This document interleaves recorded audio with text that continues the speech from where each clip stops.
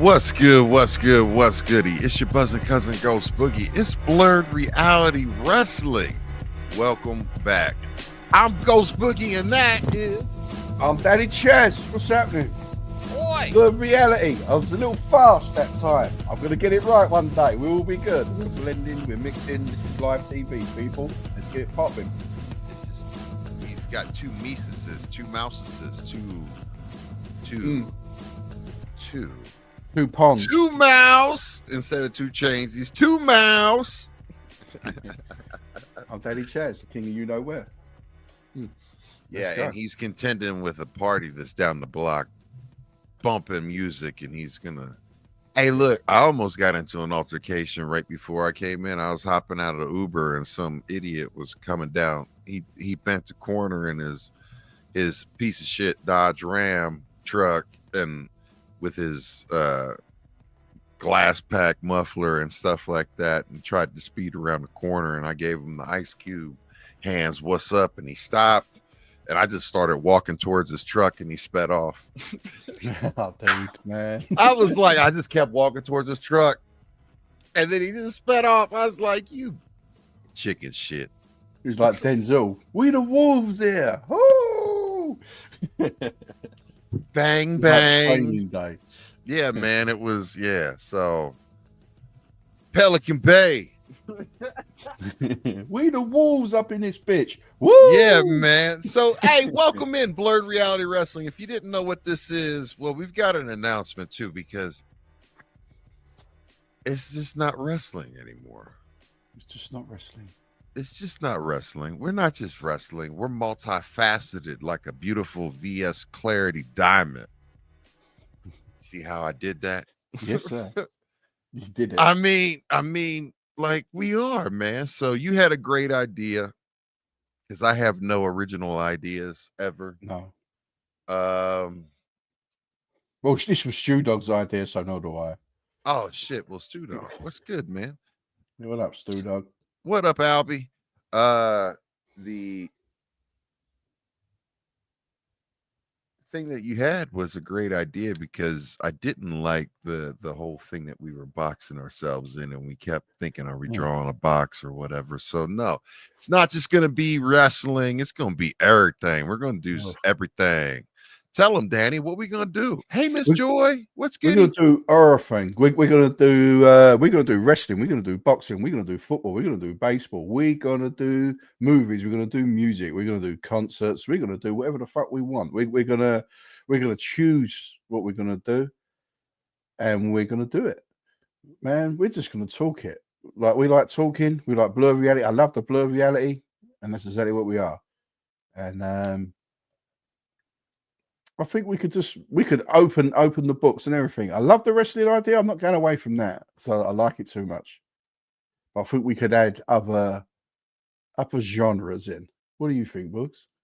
I agree 100,000%. No, I like it. I like it. I like it a lot. When you said it, it was something that when you mentioned it to me, it was something that I had been struggling internally with, trying to figure out the path, right? And this is the way, shall we say, man? Yeah. But no, I think that's what we're gonna do. So, well, this morning as well, me and you was talking music for a while, weren't we? And we was talking other stuff, and I was going like, "This is what I like doing with you." You know, like we agree on a lot and we disagree on a lot, and it's just good, isn't it? And we can agree to disagree. Yeah. Right. Like, that's the thing. Like, and a lot of people will like go with the popular opinion or whatever, and do things just to be like, yeah, like, no, I want to know what you're really thinking, and people want to know what you're really thinking, just like I try to give people what I'm really thinking, even if it's gonna cancel me. But no, I mean, I'm the same. Yeah. So it's just, I think it's what needs to happen. So Meister Mikey Unlikely. And remember, Danny, you can click the comments to pull them up on the screen too. I'm not clicking Mikey's comment. Yeah. Oh man, that's crazy. So like you said, you can't agree to disagree when it comes to Outcast. I mean, I do. I accept his wrong opinion. Yeah. I mean, his opinion's wrong. Let's get that straight, Mr. Mikey Unlikely, and make sure you follow Mr. Mikey Unlikely. He's one of us, the usual suspects, and also a really great streamer, DJ, and musician. Yeah, I mean, the only good thing Outcast done was pick up a flute. That's the best thing they've ever done. End of comment. I'm gonna just leave that as it says. You know, when Three Stacks comes on B-Boys Underground, can I come over and have a chat with him? You're persona non grata. You don't exist that day. Can I come over and tell him where he went wrong? Absolutely not. Absolutely not. You're not invited to the I'm sure party. he's well interested in my opinion. He said that's flute album is the most hip-hop thing anyone has ever done. That is crazy to you. And look, Stu Dog says he's agrees. Stu Dog, you don't like Outkast or anything that Three Stacks did? My God. All right. So look, this is Blurred Reality. And we're gonna cover wrestling, we're gonna cover everything, but the blurred reality is the fact that a lot of times reality gets blurred between who people really are, who they say they are, and who they project they are. And we're going to get into it. But more importantly, this thing is always going to be Danny and I's take and our personal experiences and how whatever we review relates to our personal lives, and you get to know a little bit more about us. And and we want from you, the viewers, as well as part of it. Dog, again, you're wrong. And Mikey, you're wrong too. Don't gaslight me. Don't gaslight. don't put a battery in this one's back. He doesn't need it. He doesn't need it. Yes, Mikey, stop gaslighting. I don't know what gaslighting is.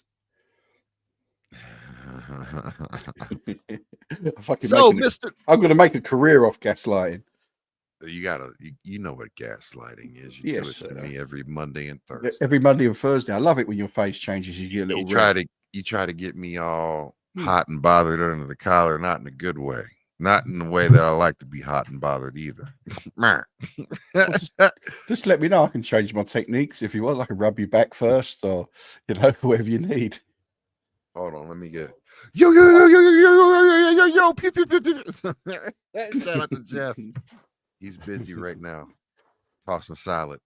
All right, so Mr. McMahon, number 6, man, the final episode, of the Mr. McMahon docuseries.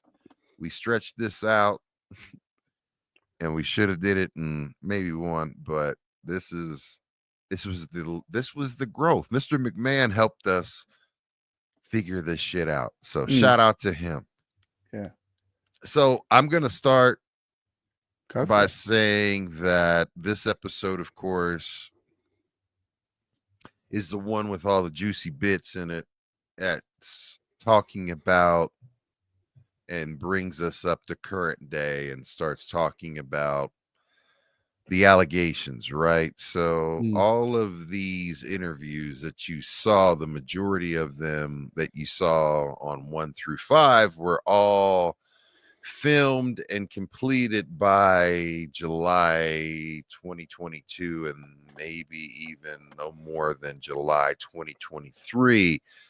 And then after July 2023, when the allegations came out, Mr. McMahon, stopped interviewing and stuff like that. So give everybody a heads up.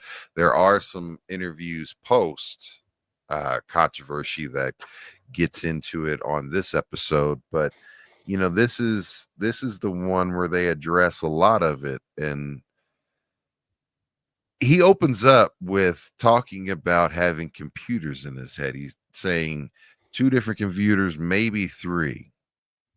Mm. And that statement, I 100 understood. I understood him and I understood what he was saying and what he was trying to communicate.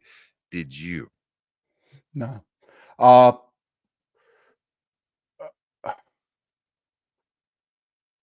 I didn't get it. He was talking about thinking about three different thoughts at the same time while he's having a conversation with somebody else. Like, um, I sat and analysed it when I was thinking about it. And I was just thinking, like, this is like borderline schizophrenia. Like, this is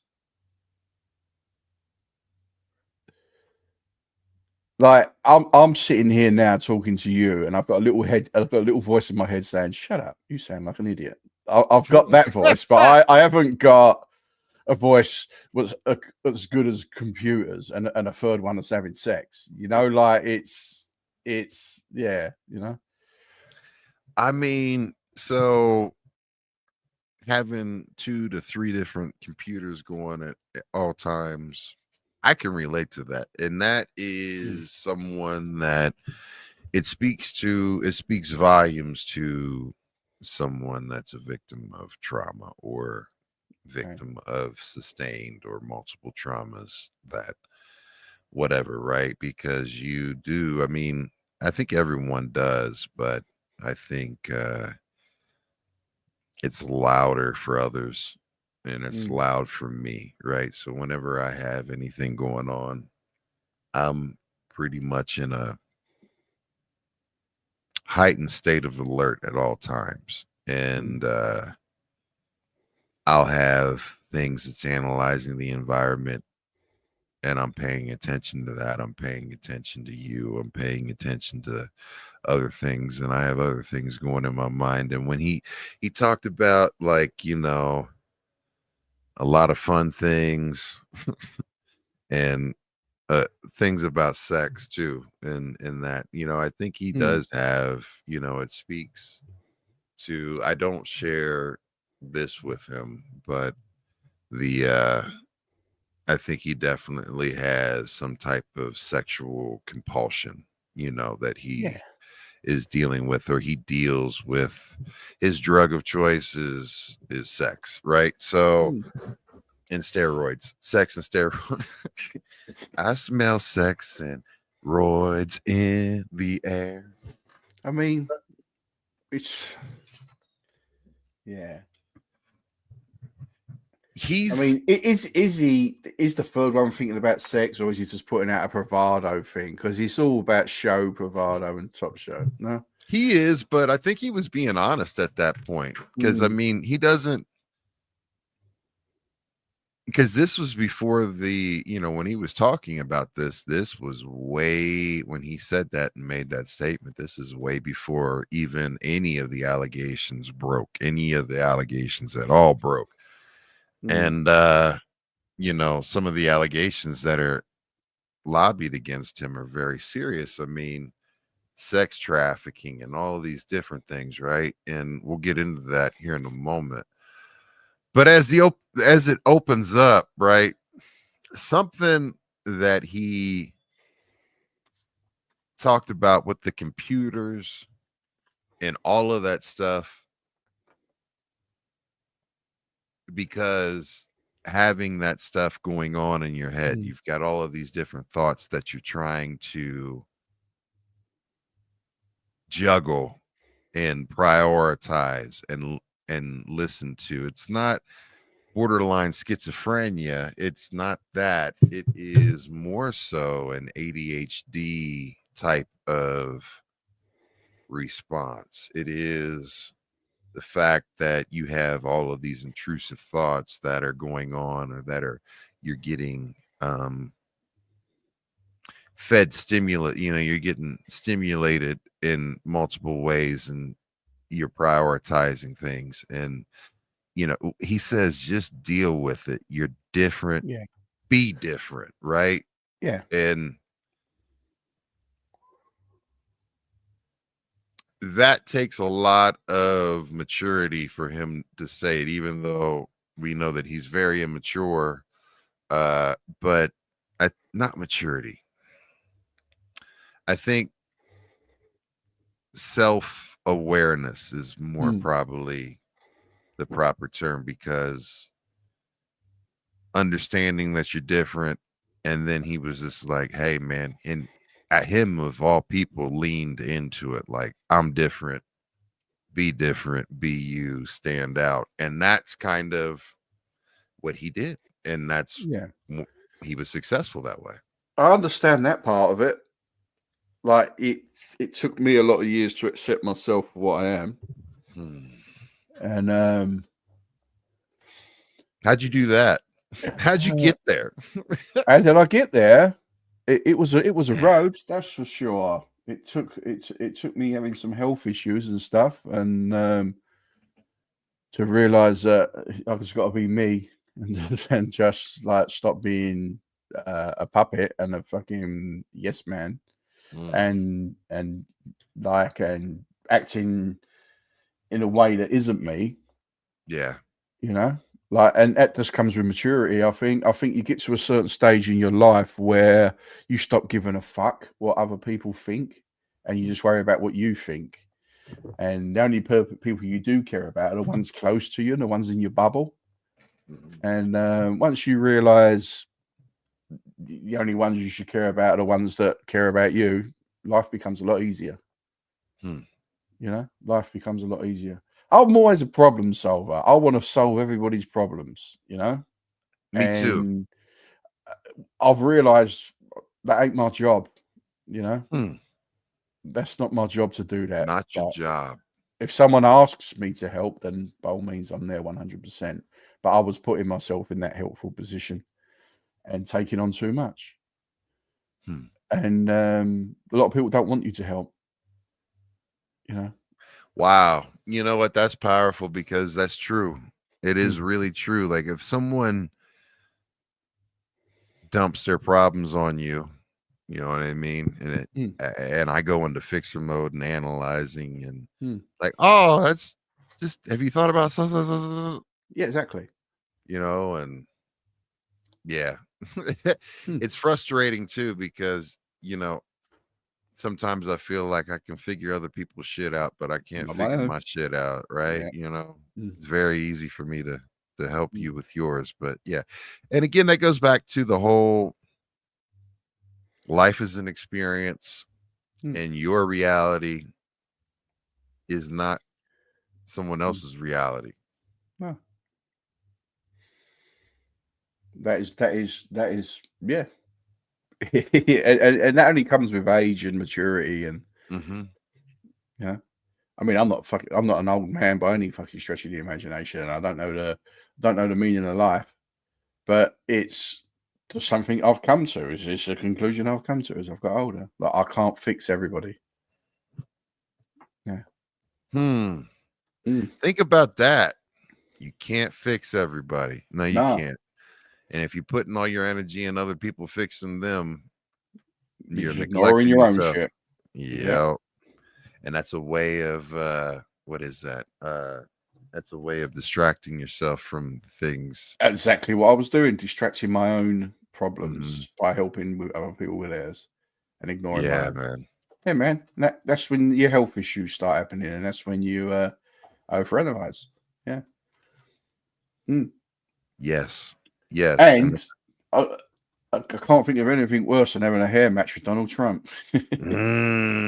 Yeah. So, I mean, like, that is where we kick off into next, man. And, you know, number 45 and I guess 47 gets, I think he was a perfect character. And I think that him entering into that whole soiree, I think only one can fix these. Oh, yeah, absolutely. Yes, absolutely, Cash. Good to see you, family. Good to see you, mate. Yes, so you've got the leader of the most powerful country in the world apart from China, Russia, and India. And he is a wrestler. He is a professional wrestler.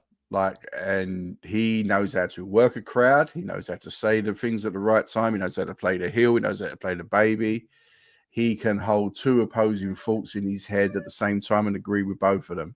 And that's both Donald Trump and Vince McMahon that are about to embark on a journey and have a match together in wrestling, which I think is amazing because every politician in the world knows how to work. And that's exactly what wrestlers do. It's actually what professional wrestling is and what it is. So it's just politics on a big screen. Yeah, man, and that's kind of what I was thinking too when they entered into that. I was like, man, absolutely, because I mean, politicians absolutely have quote unquote kayfabe. Yeah, 100%, 100%. You They know know, how to work a crowd. They know how to it's the snake oil salesman. They know how to work a crowd. They know what to say to get people's hands in their pockets or tick a ballot box. They know exactly what to do. yeah, one of the reasons why I stay away from the whole politics and religion thing is because it's so divisive, but it is absolutely wrestling. 100%. Same way, same emotions, but people, I mean, because you're dealing with real life instead of, make believe when you're watching wrestling. That's when people get really emphatic and passionate about their beliefs and, start losing friendships over the fact that, Yeah, I believe a certain way and you believe a different way. And that means that we can't be friends or that we're, yeah, bad people because we're opposing thoughts. Right. And that's the thing that I hate about it. And that's the reason why I'm like, we're not going to talk about it on the sesh or anything that I have anything to do with the exception of this. I think this is a good, space for us to discuss these things. And I'm yeah. I willing to mean, discuss those things, but just not on because the you got sesh group just because you or got an people. opposing point of view doesn't automatically make you enemies.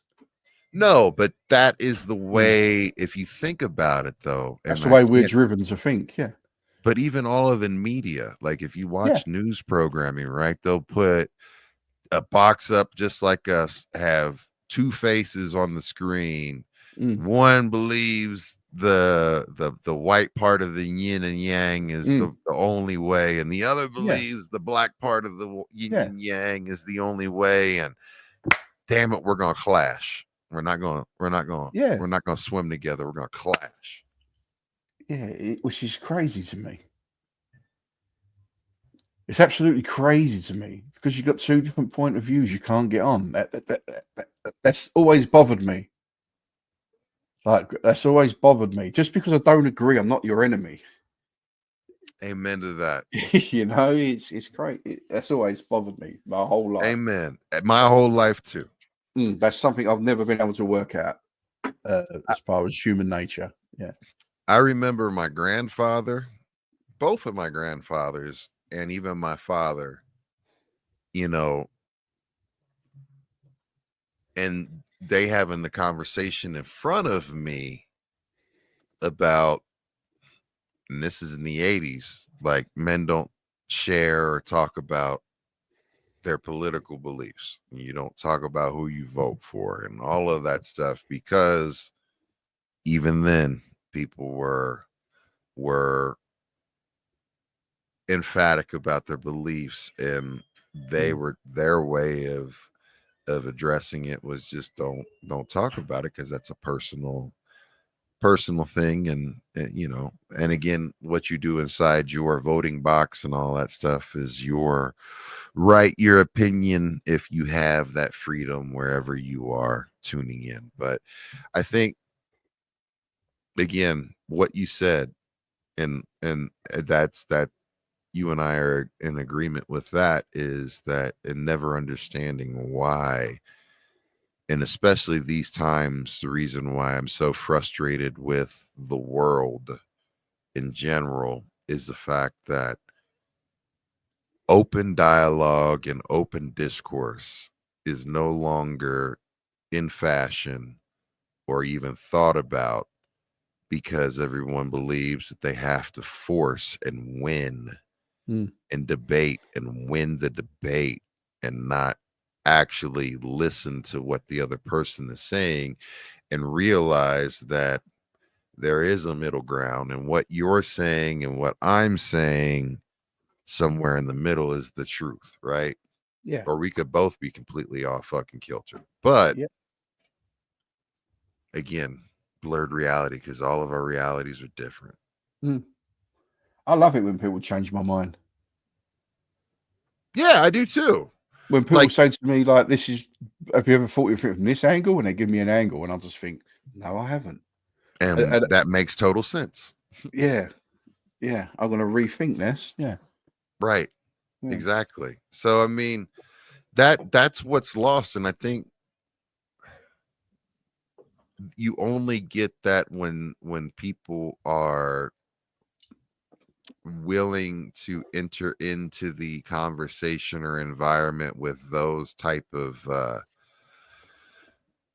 thoughts or frame. If you frame like, hey man, we're gonna have a mentoring session or whatever, right? And just be open and talk, whereas when two people meet at a pub or wherever, or over a dinner table, at since it's the holiday season, over a family holiday meal. And yeah, that's where you don't bring it up. but I've seen it, man. Like that's where you I've been see part it. of it. Yeah. Yeah. Well, I won't. I will never participate in any of Mm. that. Like I either just I'm shut up, and if someone tries to drag me into it, I leave. You know what I mean? So or throw people through windows. But that's just yeah, it's a shame, and it's in people having the need to It's a need to bring it. win. Yes, exactly. It's a need to win. And it's in all of us. It's human nature. Well, guess what? Trump won against Vince McMahon Yeah. in the hair match. I mean, Vince was like, fuck it, I'll shave my head. Because Exactly. Donald wasn't going to shave his head. Could you imagine if they would have It talked Donald Trump into shaving his head? was never going to happen, was it? Never gonna happen, fam. I knew that watching it at the time as well. I thought, I was like, Vince is gonna lose. Yeah, this is a waste of time. This is like, when I was watching it. See, you see this? I love the bald life. I embrace the bald life, man. Just shave this shit off. You never have a bad hair day. Yeah. I'm not vain enough to give a shit. You can cut my hair off and I don't care. Like it's it. Yeah. Nah, man. When I first shaved my head off, Mama Boogie, I was like, man, I don't know about this. And she was like, you'll be fine.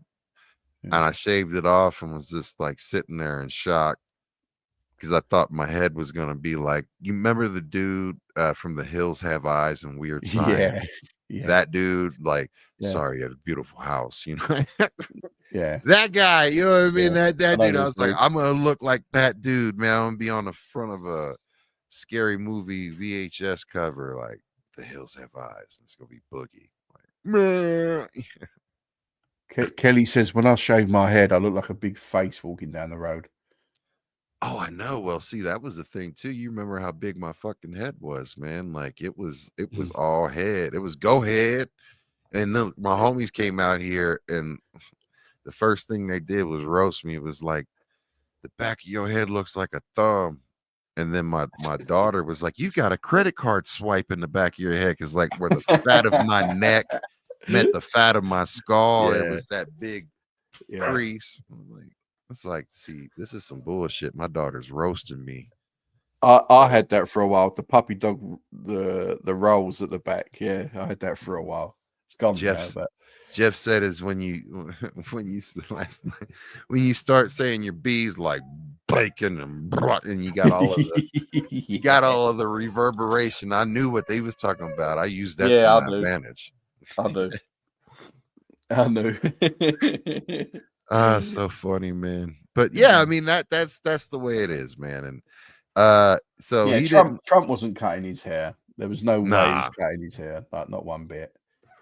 you know, I think the thing that's funny and not funny, but true was that this is the era that they're exiting. The attitude era is done.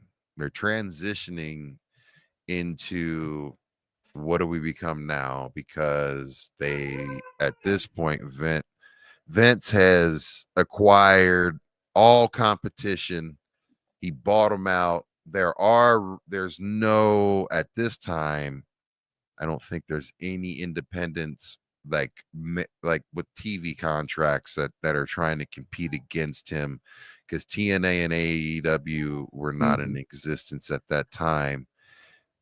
So enter the ruthless aggression era. And the thing that was crazy about, but so true, was that, after Stone Cold exited the building and retired because of neck and knees and health issues for himself, Mr. McMahon had nothing to do. The character Mr. Yep. McMahon was lost.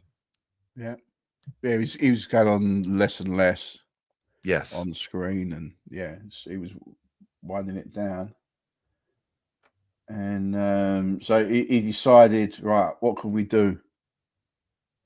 Yeah. And he was really, really trying to find what to do, right? And then he done the most.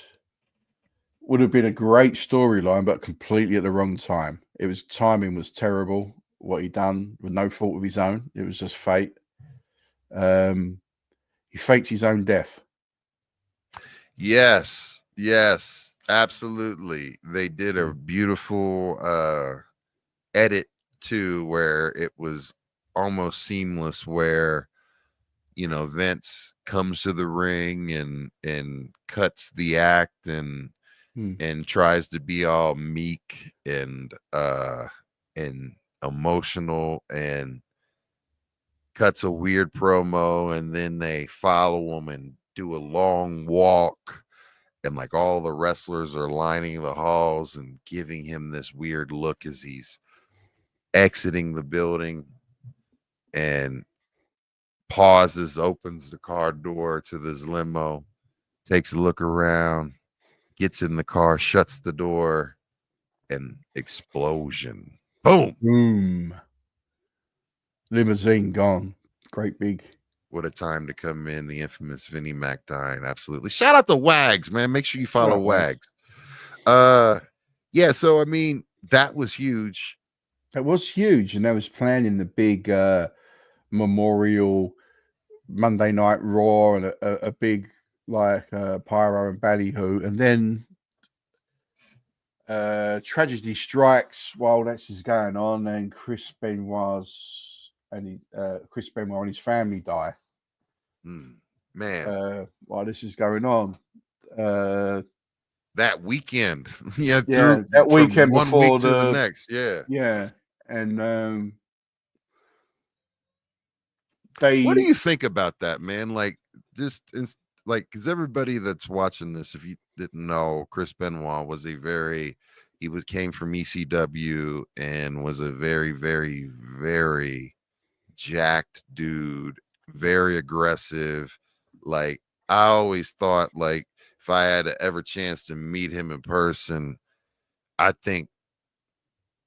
thought even the way he looked, he had resting bitch face. I mean, even the way his face was, he just looked like someone unapproachable and someone violent, right?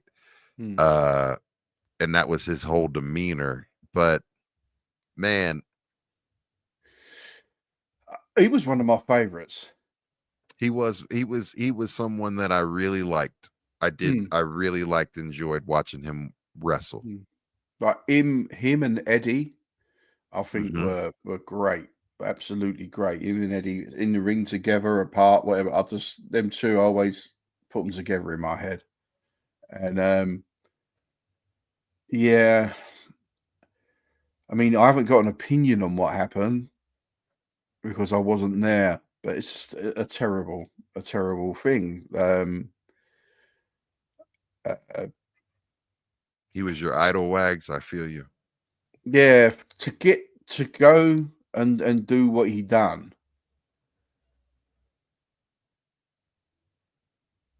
I've never. I don't know how you get to that limit where that happens, and that snap happens. I don't know where you go from sitting at home having your dinner and talking to your wife to doing what he done.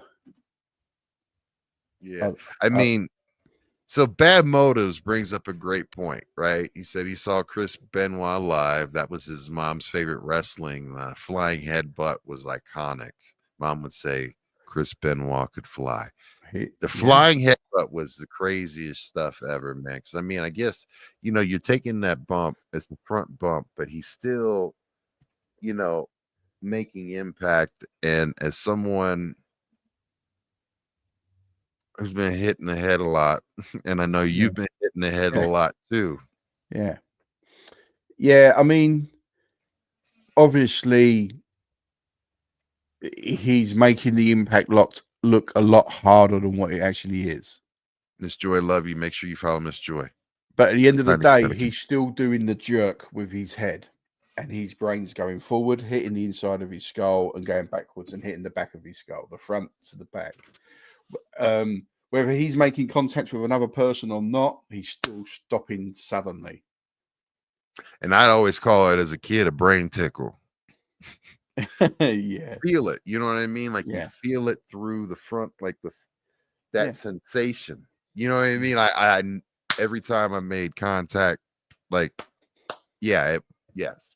Like me and you would call it a brain tickle or a stinger or something, but doctors now call it concussion and and CTE. You know what I mean? Which was a term that we never heard until really that. I know for me, I never knew the term or whatever, and it to go into, right? So they talk about how CTE absolutely, when they find out that people that have been in combat sports, even from a young age, that if just playing football or being in a contact sport, even soccer, because you're heading the ball and all of that stuff, those they're finding CTE or in a lot of just drinking in a pub in East London. Yeah. I've had a bottle over the head before. It stings. I have to. It stings. Yeah. 40 ounces in bats. Oh my. But yeah, I mean, I find it hard to speak about the whole Chris Benoit thing. Because as Bad Motives is saying and Wags is saying, it's one of our heroes on this thing that we love, that we was tuning into twice a week and loved.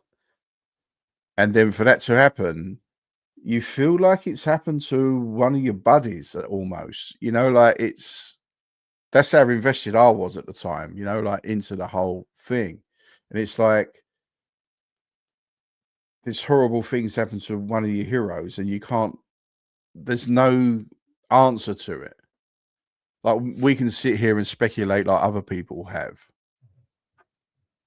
And there was actually been tests done on Chris's brain. I believe his father gave permission. Yes, he did. And they did find the CTE signs horribly. He had, and it wasn't just he resoundingly had, you know what I mean? It was off the charts, and that was huge, right? So there's a lot to unpack. So for the folks that aren't familiar with wrestling and don't know what happened, so they did this thing and they planned whenever a wrestler dies, WWE has a big memorial, and especially if it's someone that's active and that was, active in like and they have a tragic death, they do, and the wrestlers, all come out and break kayfabe and they ring the bell and so they had this very, very, very, nice piece put together and wrapped it around because all of the wrestlers were distraught. And while they were live on the air doing the promo, so they say, is when they actually learn and find out the details around his death. So as they're doing this big to do and goodbye and that, they now are faced with the fact that, all right, you had bad timing because Vince wanted to fake his death. Yeah, bad timing because you go and do the memorial ceremony, but at the time that you're actively doing a memorial ceremony, the details of the murder suicide come out, and you find out that what he did, which was take the life of his family and then take the life of himself. And I remember seeing Chris Jericho in tears on that show. Like I remember Chris Jericho talking about Benoit and just being in tears because I believe him, Eddie, Ray, and they're all homies.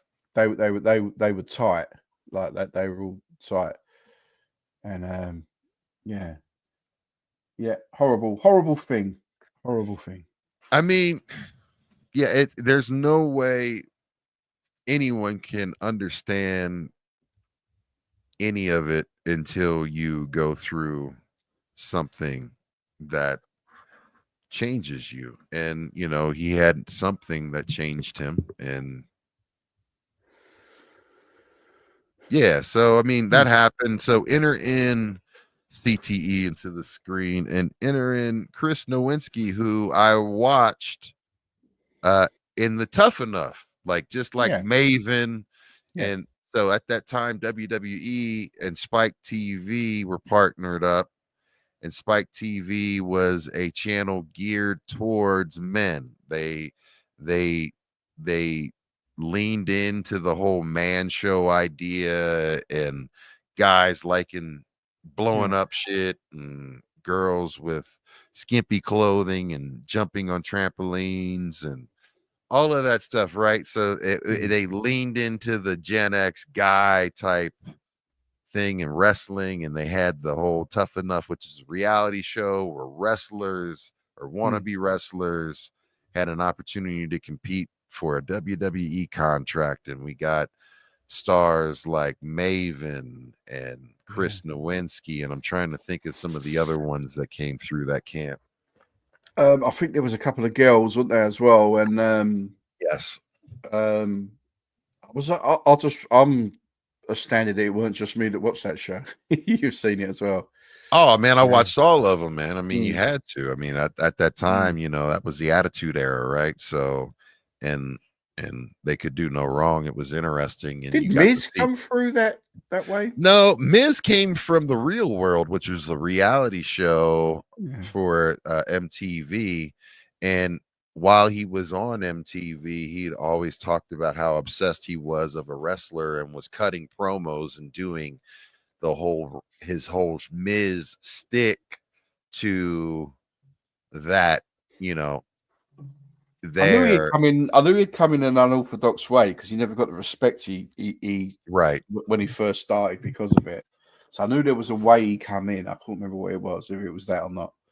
But I remember Maven because Maven won.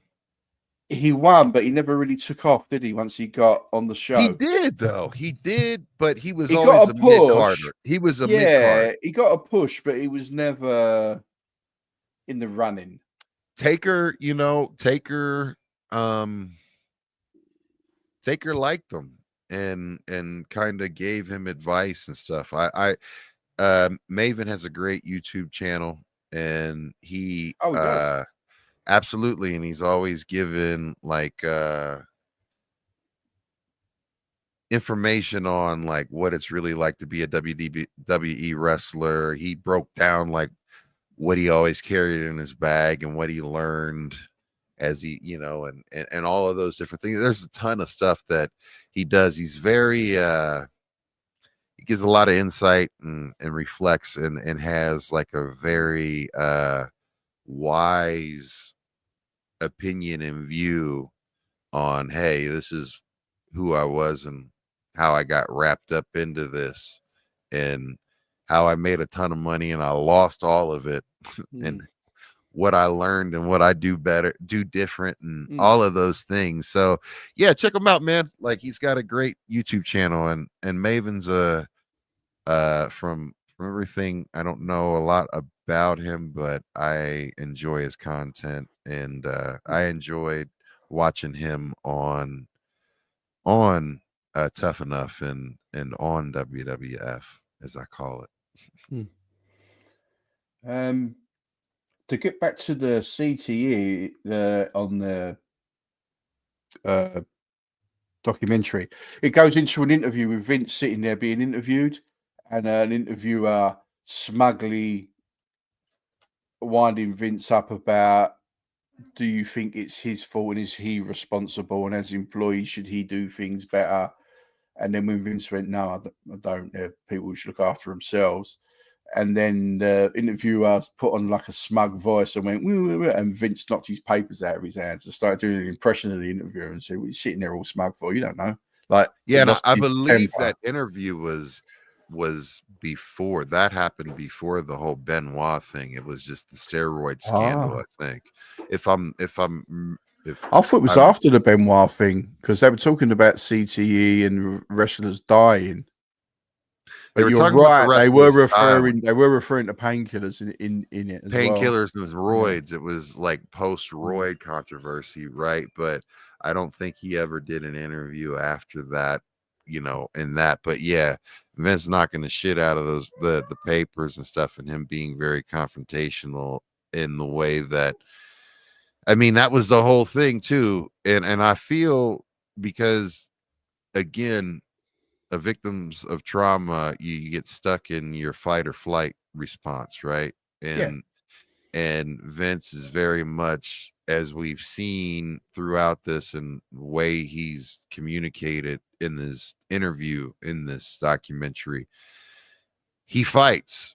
And I fight. Like, that's the thing for me too. Like, I don't freeze, I don't run, I fucking fight. And I feel that because he's stuck in fight mode. So when he's pressed in the corner, he doubled down and goes after it. And like that interview, that dude and the way he was being approached, I think was very disrespectful. And when media people do what they do, when they are interviewing someone and being disrespectful, they're looking for a cheap reaction. Yeah, so I mean, Vince gave it to him, and like Vince, I think, would have put his hands on him there if he needed to. But I feel that sometimes people need a good punch in the mouth.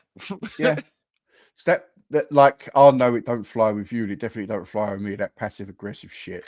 So that does not fly with me one bit. Like, you'll see real aggressive if you want to come in that shit. Like, yeah, that triggers me, because it's like the whole pussyfooting thing. I hate people that pussyfoot. Like, don't pussyfoot with me, man. Just get to the point, cut to the chase. Yeah, let's get it. You're not, don't play the victim before this conversation starts. Come on there, let's go. Yeah, man. So Chris Nowinski, shout out to Chris Nowinski, like Wag says. Yeah. because he was a wrestler, came through tough enough, got his first concussion, tapped out and said, I'm out, because everybody, in the business pretty much looked at him like he was soft, he was weak, and you're being dramatic, and this is no big deal. This is part of the job. Man up. Even Steve Austin says on the documentary, he says, "I don't believe in CT." So I know. he was still rubbing his nose in it and saying, "Nah." Like, and that was a recent. I mean, that was I was quite shocked by that, because 2022. Like if anyone knows 2023. about getting hit in the head, it's him. Yeah, I mean, so he absolutely just says he does not believe in CTE when there are medical reports and documented science and studies on it, right? And it's just, for someone to say that floored me. I paused it. Yeah, I thought, what? did I hear that right? Yeah, yeah. I was so surprised. Yeah. Like, you think him, of all people that's played football and at his career, would, and I think he goes on to say, "I only ever hit my head once. If you're hitting your head, you're doing something wrong." Like this, he said, "This is a work. If you're hitting your head, you're not a very good worker." Like, he goes say on that to say, he only got one concussion, and they showed the footage of him getting his bell rung, and he's like, by Owen, yeah. And fast forward to that, Vince's response was take away the chair shots, and Undertaker was very and still adamant about and feels that the chair shot to the head was, as he said, that's part of how we tell our story. Yeah. Is getting a chair shot to the head, right? Yeah, it's a tool. They took away one of their tools telling the story. Yeah,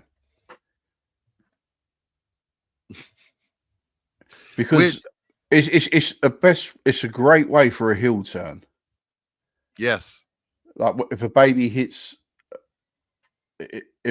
turns and hits someone with an object, it's like, he's not a good guy anymore because he's picked up and cheated, and he's using he doesn't give a shit that you see it. So it's like an ultimate malice storytelling thing. Yeah, I can see malice. that. Yeah, but like,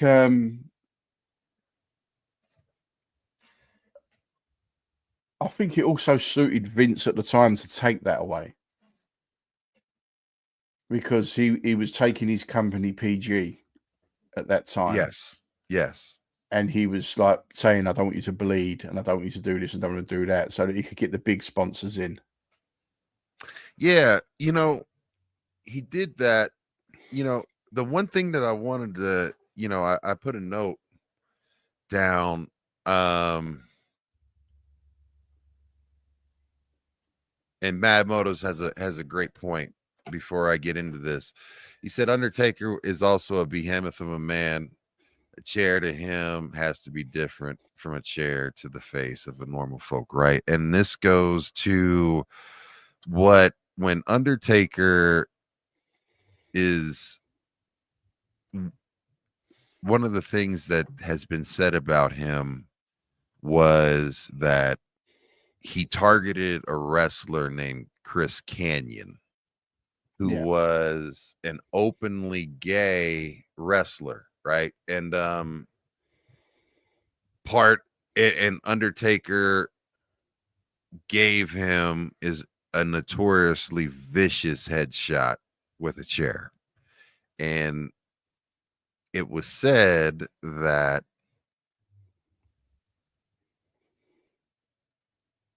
he did that on purpose and leaned into it and did a shoot, so a shoot being, there's no pulling the punches or anything like that. This is now real and not wrestling or kayfabe. He leaned in and kayowed that dude's head, right? And you know, Chris Canyon ended up committing suicide over that, or not over that, but because of some of the experiences, and some people say the damage that happened, and a whole thing of being an openly gay male in an environment where I can see how that would not fly or be accepted.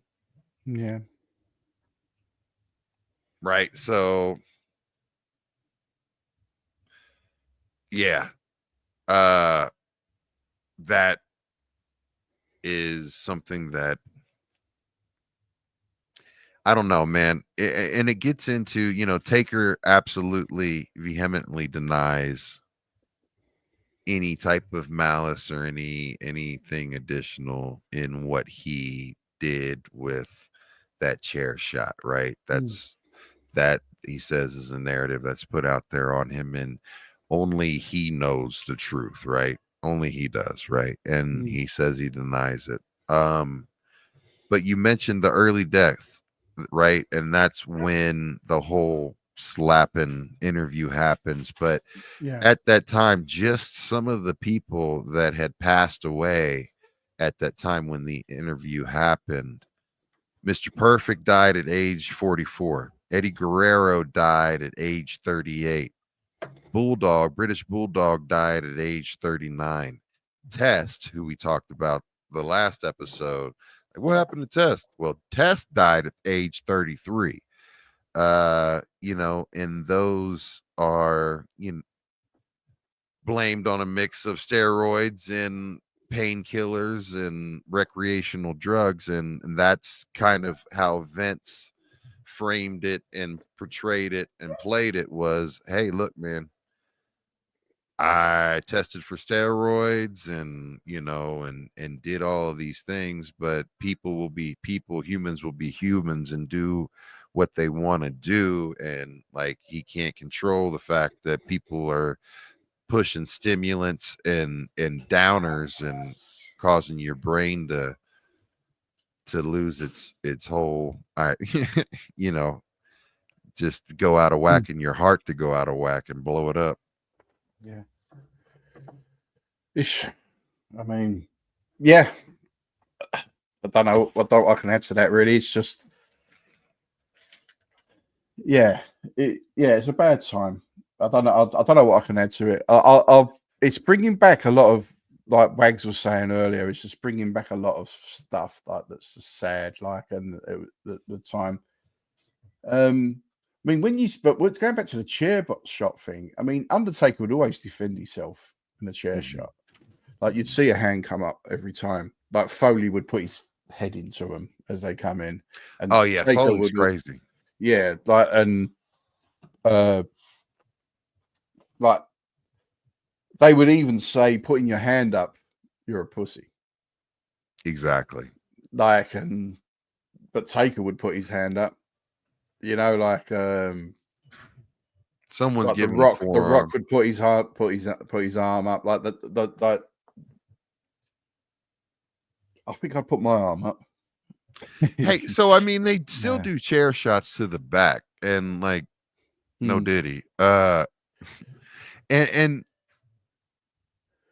I mean, they're bending these chairs, and these aren't, they're the cheap ones, but they're still a freaking chair, and they're bending them on these chair shots. And as someone who needs a full bacchiotomy and all having all these surgeries and shit, I mean, that's just as bad to me. I mean, yeah, they're not hitting your head, but my God, I mean, your back, it could be considered the strongest, and they can bulk up and tense up for it, but there's nothing that feels good about that. When you're taking it from the back, as Unchained knows, you don't know when it's about to hit you, so it's hard to tense up. That's how Paige got hurt. It was a shot from behind. I don't know everything I'm saying. I want to say pause after.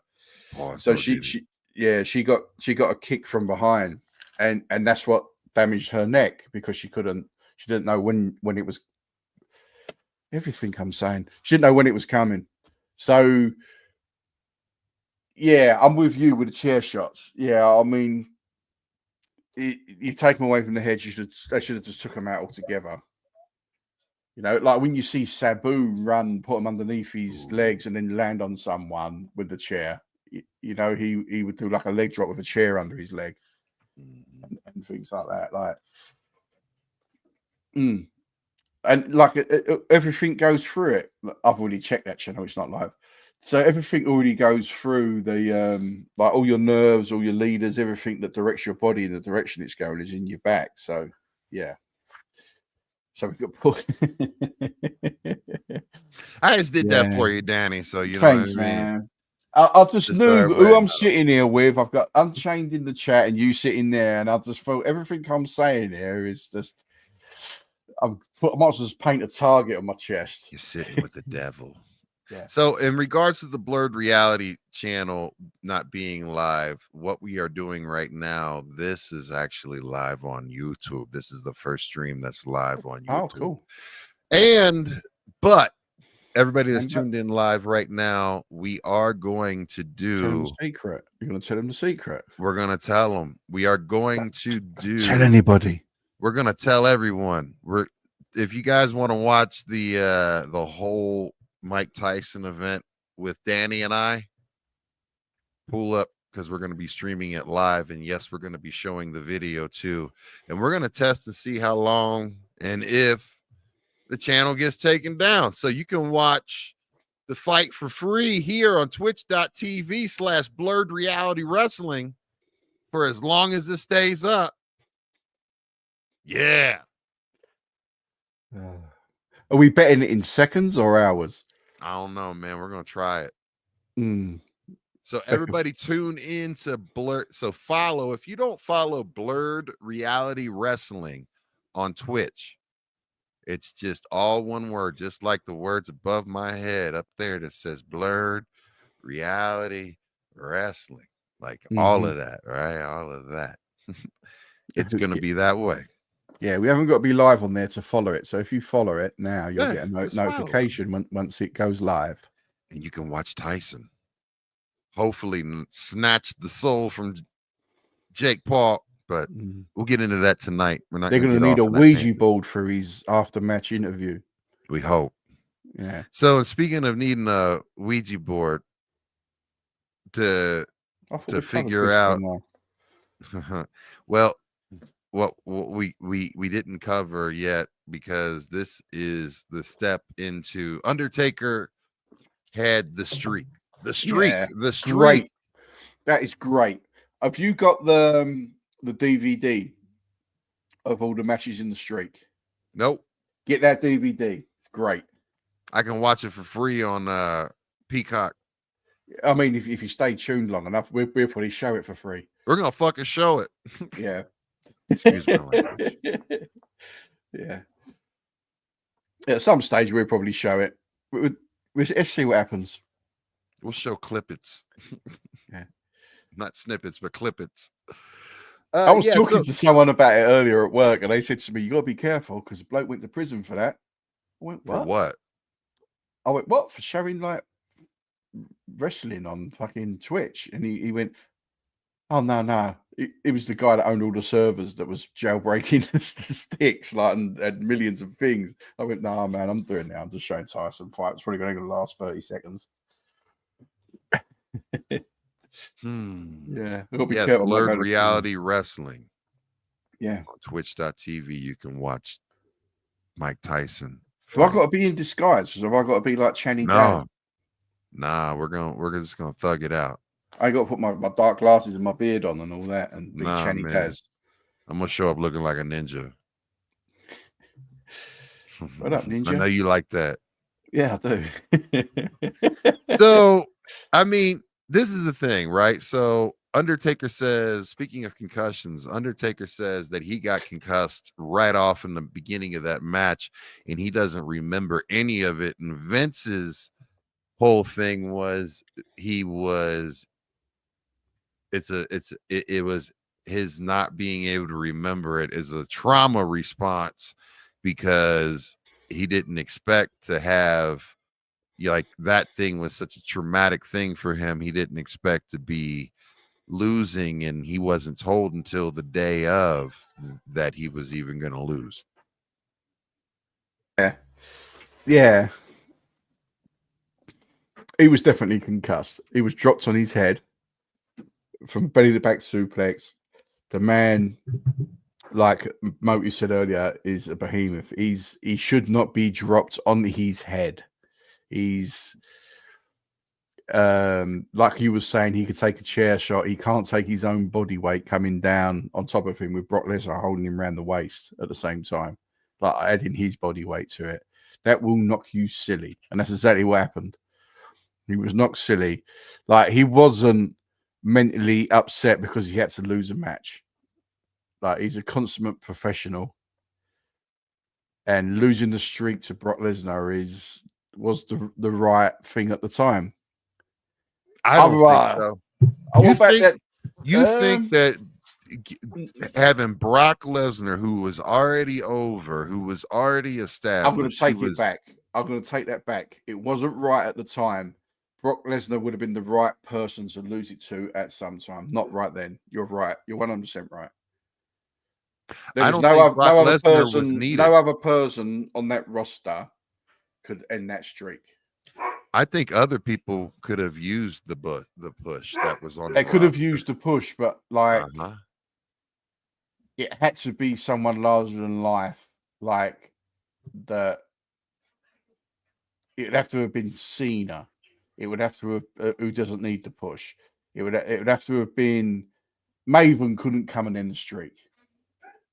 Although Maven did go over on Taker. Exactly. So I mean, yeah. I just don't think that streak should have been touched. I think you think he should have gone on the full. I just think he just should have let it happen and let it be. Do you know who should have ended the streak? The bloodline. His name escapes me. Roman Reigns. Yeah, I mean that would have made sense, but bloodline storyline wasn't around at but Roman was getting booed. Roman was definitely. Absolutely. I think that was even during the FaceTime. Yeah. The blue-eyed Roman. Yeah. My mom loves Roman Reigns. Like, my mom thinks he's all the business. He's hot. I can't remember the name of them, but there was 3 of them, weren't they? It was him. The Shield. You had so you had the Shield, which was Roman Reigns, Moxley, and of course Seth freaking Rollins. Was there a 4th member? Not that I know of. I never watched it during that time. I'm just now again. The Shield was dope. Yeah. My son, when they brought that whole call back for this WrestleMania that just passed, he was all like, so, and they're even teasing it right now too. So if you guys aren't concurrent with the storylines, but yeah, man. So, they're teasing Moxley coming back. They're not teasing Moxley coming back. They're teasing Seth linking back up with now good. That would be good. That would be a good switch because Moxley's doing really well in the other company at the minute. So if they were able, because Moxley I think is holding the belt still. Like that's their main dude. That's their crown jewel, shall we say, right? So that would be crazy if they were able to get it. But I don't think TKO or the WWE is still willing to throw the money at wrestlers that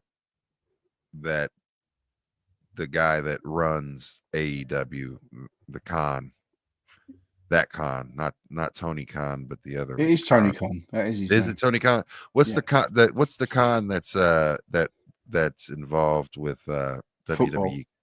No, WWE. There's a Khan that's like that leads the TKO and Tony Khan's father is it the Jaguars? Yeah, owns the Jaguars. Trash team. And what was funny is this year during the draft,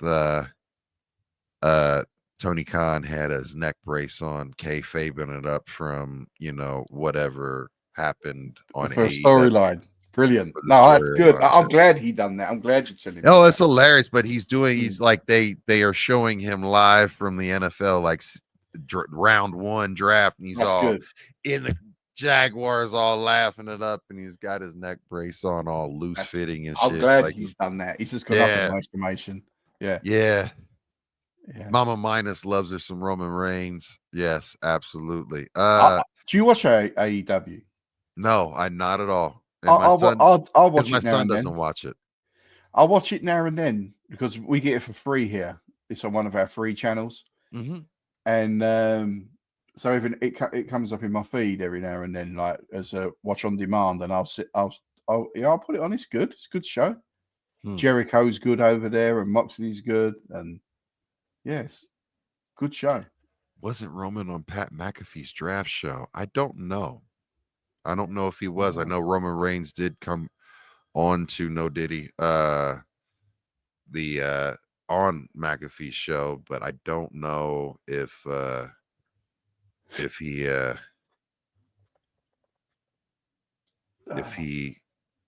yeah, I don't know. I don't know, Becca. So see, now I know that No Diddy's there, I'm going to start messing with the brand and the banners and stuff. I just did that. That just right. Now I know it's there. I'm going to start clicking all the buttons you don't want me to click. I'm going to start going through. I don't give a shit. Just don't break it. Cody, I don't know. I can break it. I can mix it up. I can't break it. Oh, yeah, Cody. I mean, Cody. Like, while we're talking about the Moxley and the AEW, Cody came over. And Cody was a part owner of AEW.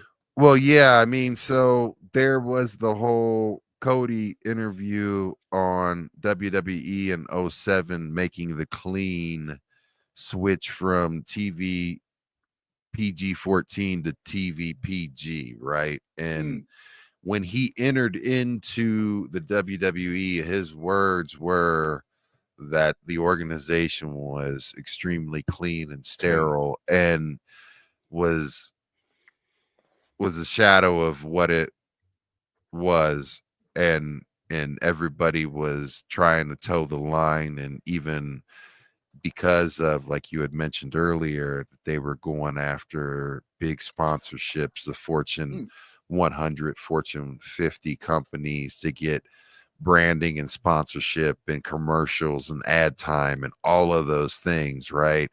And that entered the ruthless aggression era, right? So that was when Cody entered in, but also the big push was you had the divas during the Attitude Era, and we talked about Wendy Richter during the Golden Era, where they started toying with and trying to integrate women's wrestling into the fold, and it was always viewed like, divas were the puppies, right? Like we're gonna parade some chicks. Yeah, this popcorn match. We're gonna parade some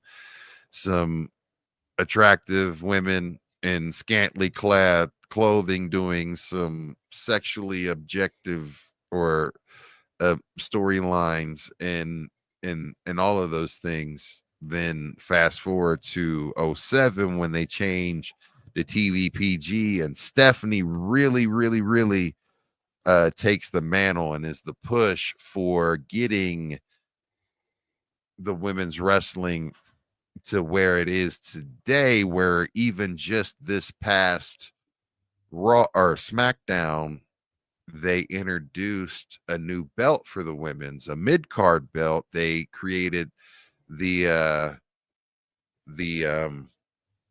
women's American title just to go along with the mid-card, like Logan Paul LA Knight title, the North American title, and it's designed just like the other one, which I think is one of their best looking belts, by the way.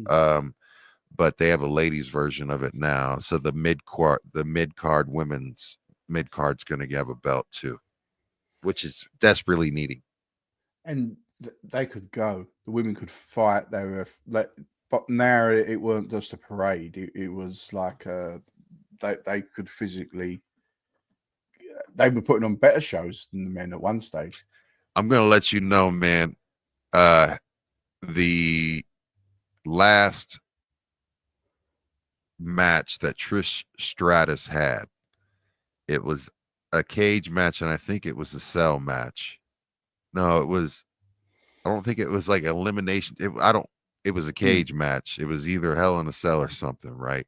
But it was Trish Stratus and Becky Lynch. Yeah, They opened up that pay-per-view and yeah. absolutely tore the fucking building down. And my son and I both were like, that match didn't beat that one. That match, because they opened the show, like they Yeah. opened it up. And Vince always says you open with your strongest, and even Jim Cornette and all of the wrestling guys who book matches and put together shows and plan it out, they say you always open up with one of your strongest matches, and you get the people in, and bam, and now you got them. And that match, just to speak to, I absolutely agree. The women are bringing it harder than ever and doing more things, and those matches are amazing. I just watched last night, I have to say one of my favorite wrestlers, Bianca Belair, Yeah. is she's amazing, and so is Jade. Jade's rough with her work, and she's learning, and that's the reason why they paired her with Bianca, and that's cool. And they're gonna have this whole heel turn, and they're working on it now. But it those women, I if you mean, got whew, I like so we got women. Sasha Banks also was awesome. Bailey. Bailey's great. I mean, Trish Stratus is great. Becky Lynch is amazing. Becky Amazing. Lynch, the man. Paige. I used to love watching Paige. Yeah, Lita. Becky Boo remembers Lita. Lita. Yeah. I mean, go back to China, but we're talking about more up to date stuff like China. But I love watching Paige. Paige, when she used to get up on the ropes, this is my house. I Can used to you love not? that. We're forgetting one person that's also one of my favorite wrestlers overall, Rhea Bloody Ripley. Oh, yeah. Rhea But Ripley's amazing. yeah. She's head and shoulders above at the moment. And she can wrestle men. Yeah, she's strong. She's physically strong, built. So can Bianca though, and Jade. And she's beautiful with it as well. She's got that big frame and that, but she isn't. Yeah, she's not fully bodybuilder or nothing. She's just genetically big and strong. Yeah, and I just love it. I just love the fact that when I started watching wrestling again with my son, and they do every other match, guy, girl, guy, girl, guy, girl, right? Yeah. And yeah, DJ Bad Motos, you wrestle Rhea Ripley, you do it for free. If it was a non-injured boogie, I would have done it too. Yes. But I used to like as well AJ Lee. Yeah, I used to like her. She was such a good talker. And the other one, the one who got I can't think of her name, and I can see her face right now. Blonde girl. You should do this with her hand. She was with the Wyatt family for a while. Oh, I wouldn't know her. I can't think of her name. It will come to me. It will come if I stop thinking about it. It'll appear. Yeah.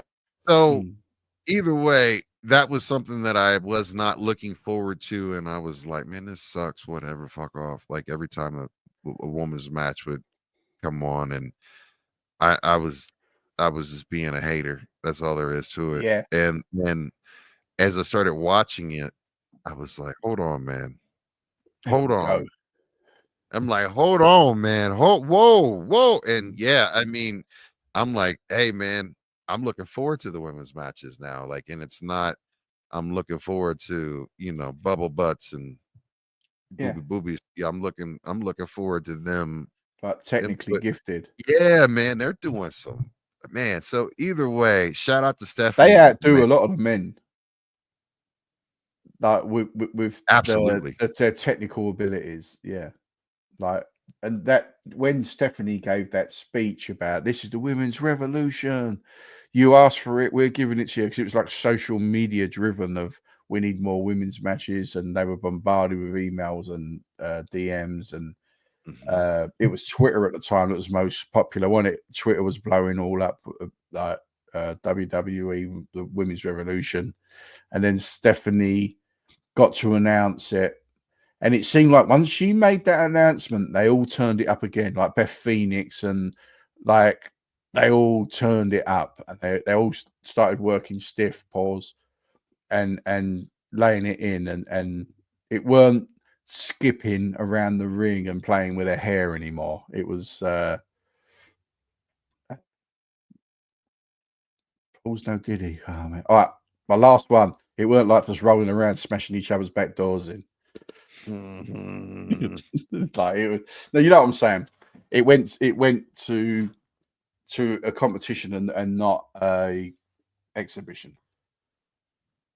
Yeah, I mean, it was very much something that was, yeah. So either way, and they did. That was kind of, you mentioned how Twitter and social media in itself was blowing up, and it absolutely was. I mean, by 2009 was when Facebook became not a college thing, and more so they went public with it. Because I remember when Facebook first started, you had to have a .edu email to be able to sign up for it and all of that stuff. And what was the other one? MySpace was the big thing, right? And but this was the beginning of the social media era, and they leaned into it, and they're still, even today, they're doing revolutionary work with social media, because they are doing things out in the middle of the crowd or outside of the wrestling event, outside of the cameras, outside of the camera crew. They are doing shit in front of the crowd that's walking home, like the whole Kevin Owens and Cody confrontation was out by the buses where all the fans were huddled. Yeah. He attacks Cody, and they're getting all of these views and all of these clips because people are recording this stuff, right? They're recording all of these interactions, and for their own personal videos, and like, oh, look at, I saw them backstage, and all of a sudden you see them fighting, and then it gets pushed out and published, and it becomes viral. And you've got the fans doing the freaking work for you and creating viral content, and that's drawing other people in, and they're blurring the whole reality even that much further. So they're really forward on the way that, and have always been forward on how they utilize current affairs, current events, and technology and things that are hot to push the brand forward, because they're selling tickets, right? Yeah, you got to change yourself as the world changes. And speaking of the world, go ahead. Sorry. No. Like putting an advert now in the back of a magazine doesn't get you anything. Everything now is social media and computer driven. People don't pick up hard copies anymore, Pauls. Yeah. I mean, they don't, unless they are, I guess, our age. For people younger than us, I guess printed magazines may be a novelty or something you see at a doctor's office.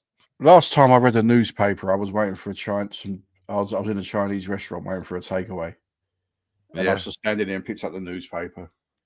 And then I realized the newspaper was 3 months out of date, and that it was sitting right next to the lady that took my order. And then I remember thinking, shit, if she ain't cleared this fucking counter in 3 months, I don't know what the kitchen looks like. Ooh, that's a good idea. Yeah, that's exactly what I thought. Yeah, I remember reading the newspaper and thinking, is the Olympics still on? Did you get the bubble guts after you ate it? I can't remember, but I can't remember. Well, I guess you didn't because you would have remembered. I get them so often that it all just blends into one now. But okay. I remember reading it and thinking, the Olympics ain't still on, is it? Like, right? You're like, 3 months out of day, yeah. And I just remember the lady was like had her elbows on the counter waiting for an order, and it was right by her elbow, the newspaper, as I picked it up. So it's been sitting there for 3 months. Yeah. Well, I mean, speaking of being able to push forward, it's you have Steph and Triple H entering into the business in a way that they were not previously, because you got to remember, Vince is the whole damn show. That was Vince, right? So this era, the the teens of the 2000s, the late aughts and the teens, that's when Triple H starts really becoming a part of creative. Stephanie's pushing the women and doing all of that stuff, and then Stephanie leaves. And things are going, and she returns in 2016 to a humongous pop. Like when she returned to WrestleMania, or in 2016, it wasn't WrestleMania, it was the Raw, where I thought it was Shane, wasn't it, that went away? Was it Stephanie? Well, no, Stephanie and Shane goes away. Right. They both go away, right? And they have Stephanie she goes off camera, shall I say. Right. She leaves camera, but her and Triple H are still working together in tandem in the background, creative, being a part of the whole organization. Shane has already left the building. Shane has not been around for at least a decade, right? Stephanie and Vince, well, what happened is Vince approaches Shane and says, "Hey, I got an idea. I want to bring you back." Right? And they have a whole thing where he creates this big lifetime achievement award or something. There's an award that's in place, and they're talking about succession, right? And what the succession plan is and how that's going to look. And he has Stephanie in the ring and doing this big whole ceremony and building her up, and is getting ready to give the award to Stephanie. And all of a sudden you hear Shane O'Mac's music hit, and boom, Steph gets a pop, fucking Shane gets a pop, because he's like, not over my dead body type stuff. And he says that he wants to control Raw. Like, you guys can have SmackDown, I want Raw. And they get him to the ring, and there's this whole build up, and the crowd's going absolutely bonkers, because all three of the McMahons are together in the ring for the first time in over 10 years. And everybody knew behind the scenes that, there was a split and people were not on screen for personal reasons. And Shane had a very personal reason in regards to why he wasn't on screen and having anything to do with WWE. But just them being back in the ring, they talk about sharing that moment, and them, you could see watching it and replaying it, watching those two, like they were trying to put on the faces of, all right, we're all at odds with one another. But when the crowd's going crazy and they're all three together, they're having like a father, son, daughter, family moment in the ring that their family literally built. I mean, at the end of the day, we wouldn't even be here talking about this shit or even doing this podcast if it wasn't for Vince and his family, the McMahon family, and their drive, dedication, determination, and everything that they did to build the WWF, which helped all of the other brands get big too. I mean, but yeah. Yeah, they created the competition that was needed and to grow other brands and this brand at the same time. And it's a multi-billion-dollar industry. I mean, you were sitting here now talking about it there. And billions with B's. With a B. Before billions, before when billions really meant something, it wasn't billionaires or the new millionaires. No, this was billions when billions meant something. Billions, not fat bloke bees, like billions. Yes. But. So, I mean, they drink that in, but this part's what's difficult because, you know, we've talked about it on other episodes about how Shane would do extra just to get approval from his old man. And all he wanted was a pat on the back, acknowledgement, say, hey, I see you, good job, all of those things. That was the reason why he did all of the ridiculous things that he did. Shane McMahon, who I'm speaking about right now, because I mean, the whole, just everything that guy did. I don't want to go over past episodes material, but that's all to do to get, you know, approval from his father, right? And I think that was a big drive for Vince as well, because he talked about how Vince talked about how he never got that pat on the back from his dad, and all he wanted was that from his dad, right? And just from your parents to say, hey man, I see you, I see what you're doing, and you know, I'm proud of you or whatever, right? And I think a lot of us, and I'll just say for me, that's a big thing, right? You know, I did a lot of stuff and went off and did my own path intentionally, in spite of what my parents were saying and they didn't want me to be a part of and doing and all of that stuff. But my thing was, you know, I'm going to do it, and I'm going to do it so well that you're going to have to be like Roman Reigns and acknowledge me, right? And then one of the things that was cool, I mean, was when I started seeing my parents talking to their friends about, oh, he's a DJ, and then their friends wanting me to DJ their events and stuff like that, and me telling them, I'm sorry, but I can't do your party because I'm not going to play the music that you want me to play or you want to hear.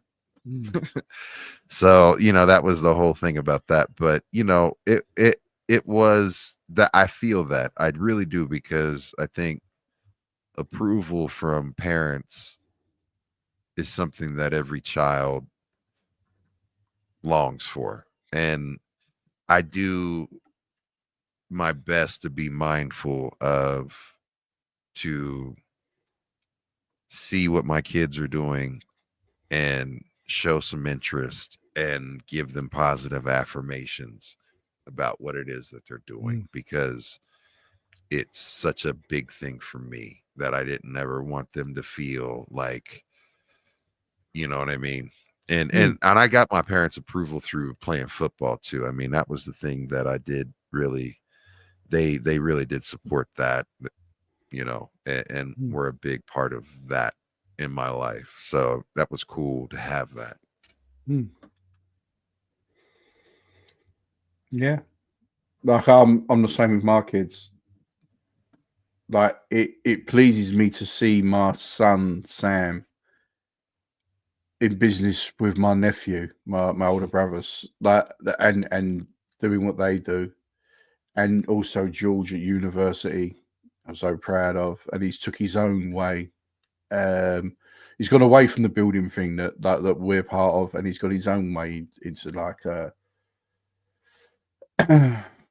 live event engineering, sound, lighting, cameras, and things like that. He's learning that, and he's following my path. I love that, man. He's found his own way, and I'm doing nothing but encourage him. You know, go get it, George, and go get it. The rest of the kiddos too out there. I mean, my kiddos are 12 going on 13, and you know they're continuing their streak with the Dean's List. I mean, last week they brought in the mail, you know, you got those Dean certificates for first quarter again, both of them, and I mean they've been on the Dean's List for at least 3 years straight now, or 2. Yeah, it's just to see them flourishing and taking that time out. There's nothing a parent could want is to see your kid thriving, because that's all we want. I mean, that's the only thing that I want, is just it's the reason why I'm going through all of this shit, to be able to give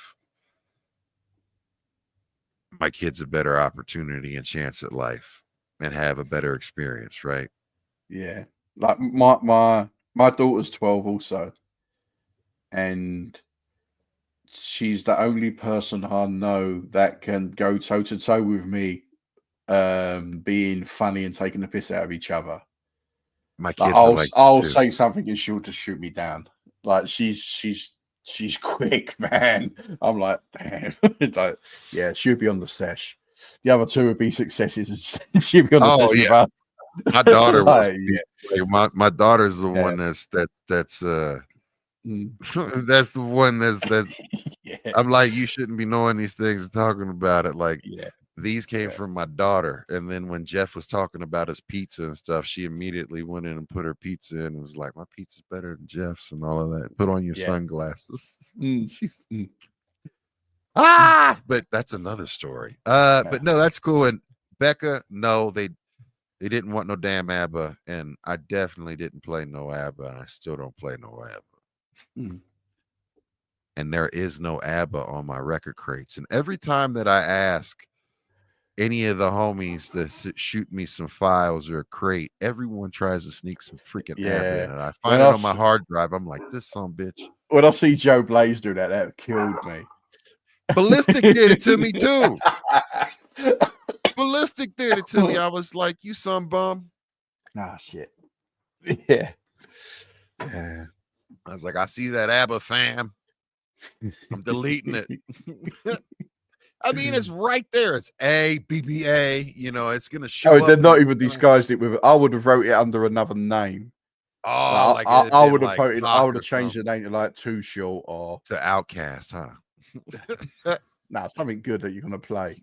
Hey. Simmer down now. You stop that. I ain't gonna have you be talking about 3 stacks like that, man. No. No, so I mean, looking for the big old pat on the back, right? And the thing that was that was so jarring for me was the Kurt Angle suplex through the glass thing. And that's the thing, them keep going, and that's the reason why I say Shane is just absolutely insane for that, right? But Vince said not many pats on the back. Maybe there should have been. He even admits that he didn't have that many pats on the back for Vince or for Shane, and he acknowledges that there should have been, or that maybe was a mistake of his own, but kind of even pass it along. But they talk about how Vince was not only a father figure to his kids, but Vince was the father figure and is the father figure for the majority of the wrestlers that are in the ring right now, even though they're distancing themselves from the current affairs and events. But I mean, they all look at Vince like he was the dad. And he ran it like a family. And Shane wanted to be next up. He did want to be next up, yeah. Like he's just gone back to the ring. He's just come back for a triumphant return. And they talk about like you just said, talk about the Kurt Angle match where he's dropping him on his head repeatedly, he's trying to put him through some glass. You've got to kill yourself to get a pat on the back from that man. Like, and if you're being dropped on your head over and over again, you're a bad worker. Like, why are you getting pat on the back for that? like, well, it wasn't his fault that they. No, it wasn't his fault. But come on, man. like, I mean, he was talking shit to Kurt the whole time. Shane throwing himself off shit, and yeah. Like, well, in the 16 that when he fought Taker, right? That was his ultimatum. Like, all right, you can have Raw, but you know what? You have to wrestle anybody of my choice, right? And this is the streak. The streak was still alive. Yeah. And he wrestled. You gotta beat Undertaker. And of course, he didn't beat Undertaker, but he took an insane freaking bump. And it wasn't until then where you can see, and they show it and they tape it, right? They actually have a moment behind the scenes where Shane just did some ridiculous match with Undertaker and took a crazy high bump and did several of them, and he comes back and he came out with his sons. His kids came out in the interest of WrestleMania. They're all dancing and whooping it up, and they're all a part of it. And he got a chance to enjoy that with his kids. And then, you know, his kids are all distraught in the background from watching him, of course, get the shit beat out of him. And then he comes back and they have that embrace with their dad, and he, you know, breaks down into his dad's arms, and he's, you know, hugging him, and you can see Vince at first, you know, stiff and steel and reserved, and not knowing how to handle it. And then finally, you know, like his demeanor and everything changed. You saw the shift and him finally getting into it. And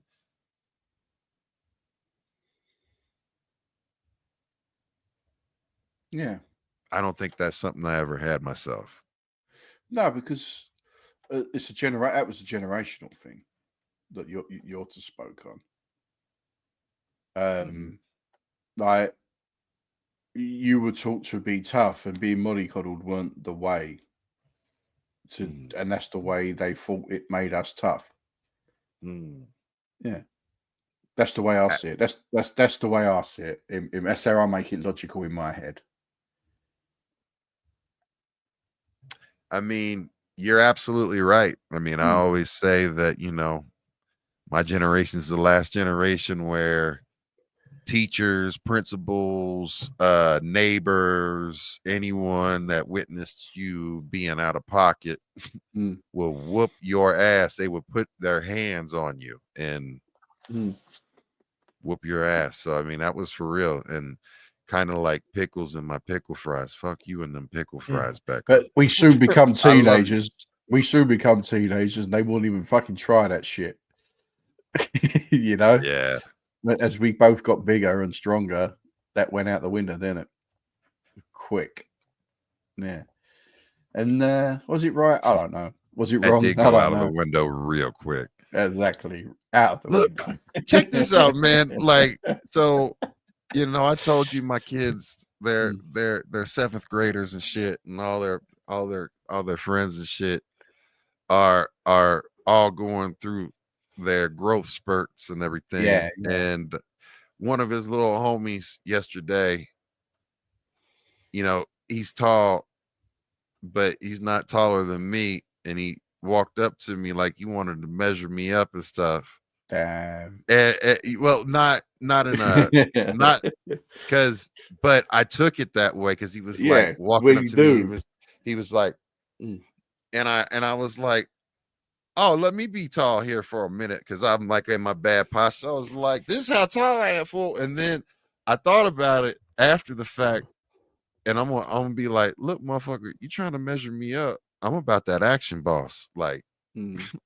I'm about that action. Like, oh, let them know next time someone types to measure me up, I'm like, you gonna catch these hands? Like, Mm. I'm still in. I told him I'm like, I'm an 8th grader at heart, fam. Like, I never developed past 8th grade. I got stuck because that's where we're at. But I was like, next time he does it, I'm be like, I'm just gonna put my hands up, like, come on, motherfucker, I get what you want. It just nut check him. Just a little flick. Oh man, Just a little pat. Boop, boop. I ain't putting my hands on no other kids like that, man. Especially like that, I'll be in jail. Like, where's Boogie Nah, at? Nah, nut he check nut him. checked the kid, and now I'll he's got a just do case. the nut check fake out where you go to He's nut check he's them not and he's don't not actually giving do me it. good advice here. He's just not giving me good advice Go here, for the guys. nut check, but don't actually make contact. Just make them Just flinch. make them flinch and then give them Yeah, two yeah, for yeah. flinching, like Yeah. 2 for Yeah, flinching, give them open 2 for chest. flinching. Damn. Give them an open chest, like, wow, open chest. Did you guys play open chest in middle school? What's Do open you know what chest? open chest? Oh man, What's open open chest? chest. Woo! So listen, man.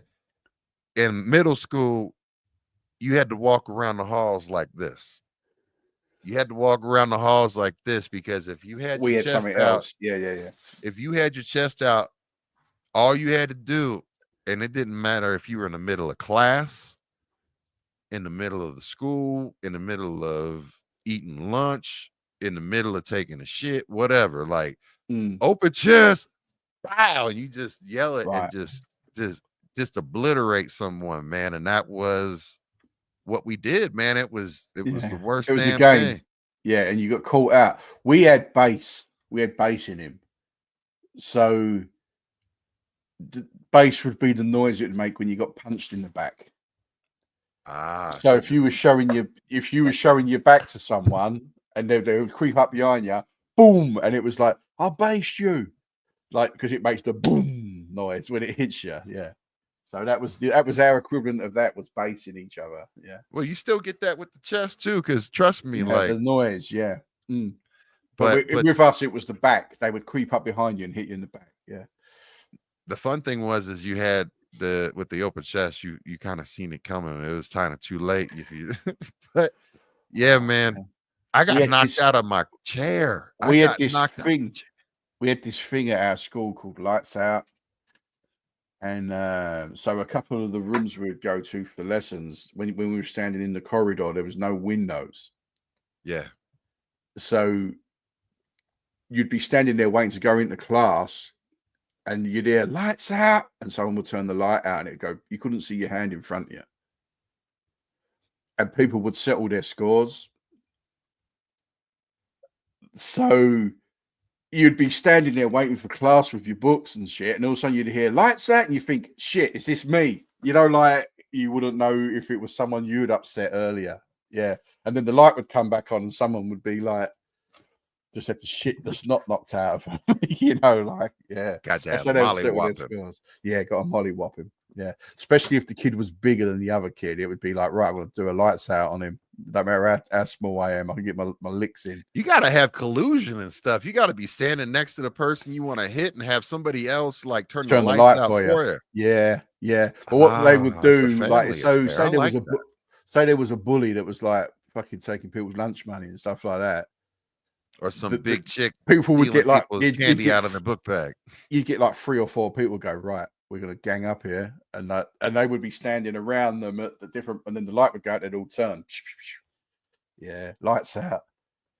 We wonder why we're traumatized. Nah, man, I'm just sitting here thinking about a whole lot of people that could have used a good lights Good out. lights out. Yeah, there was Even a now. few. There was a few. Even But when the light went out, you would, if you was in the area, you'd think, "Is this for me?" right. No, I feel you. Yeah, I'd be you like, wouldn't know if it was for you or not. Yeah, I'm just gonna swart. I would have just started swinging. I just start throwing you elbows. Like, do. No, you do because motherfucker. if anyone moves near you, they're getting clocked because you don't know Yeah. whether you're getting. Yeah, used to happen a lot. There'd be 3 or 4 fights break out at the same time. Holy Yeah, shit, man. That's yeah, crazy though. That's awesome though.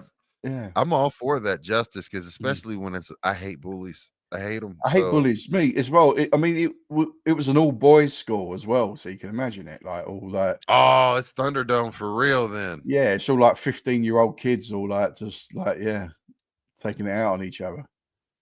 Yeah, yeah, it was cool. Damn. I liked it, and I'm all Well, right. yeah, me I turned too. out all right. Yeah.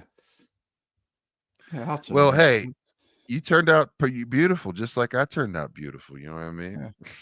Yeah. Two sensitive human beings who in touch with our We're feelings. we're model citizens who you guys should vote for to run the world. Things will Lights be out better. for all. Lights out and euthanasia. Base, you're it. Yeah.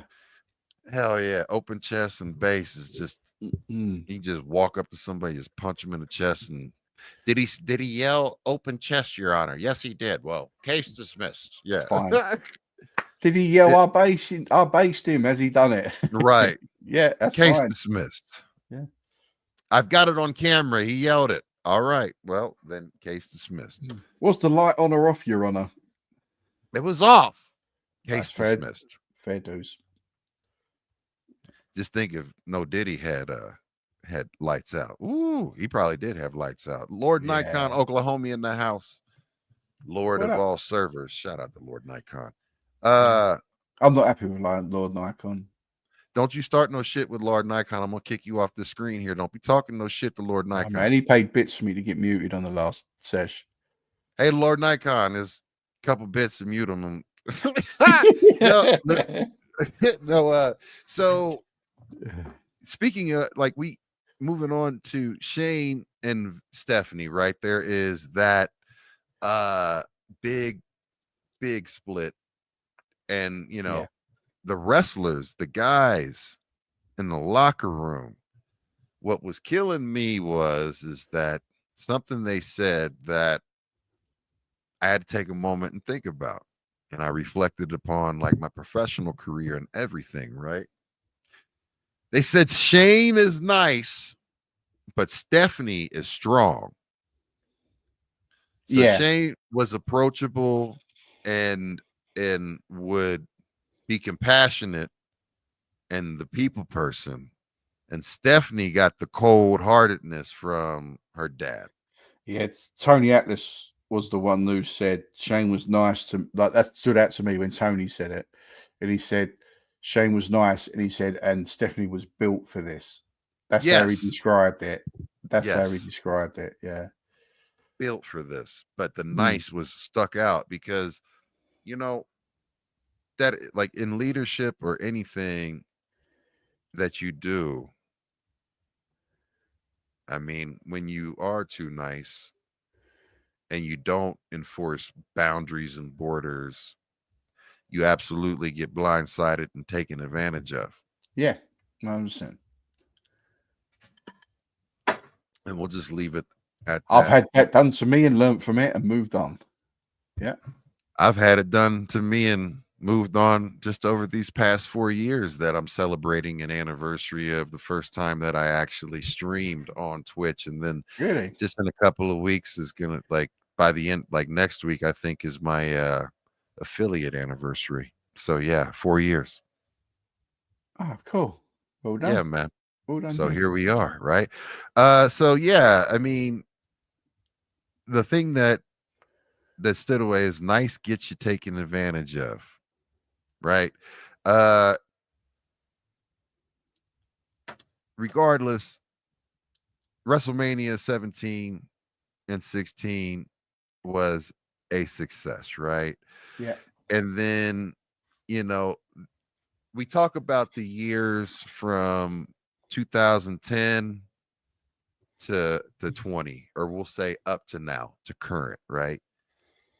Wrestling absolutely experiences, because they had a shrinkage, no Diddy pause, after the Attitude Era, during the Ruthless Aggression Era, and they did the change and they started to boom again.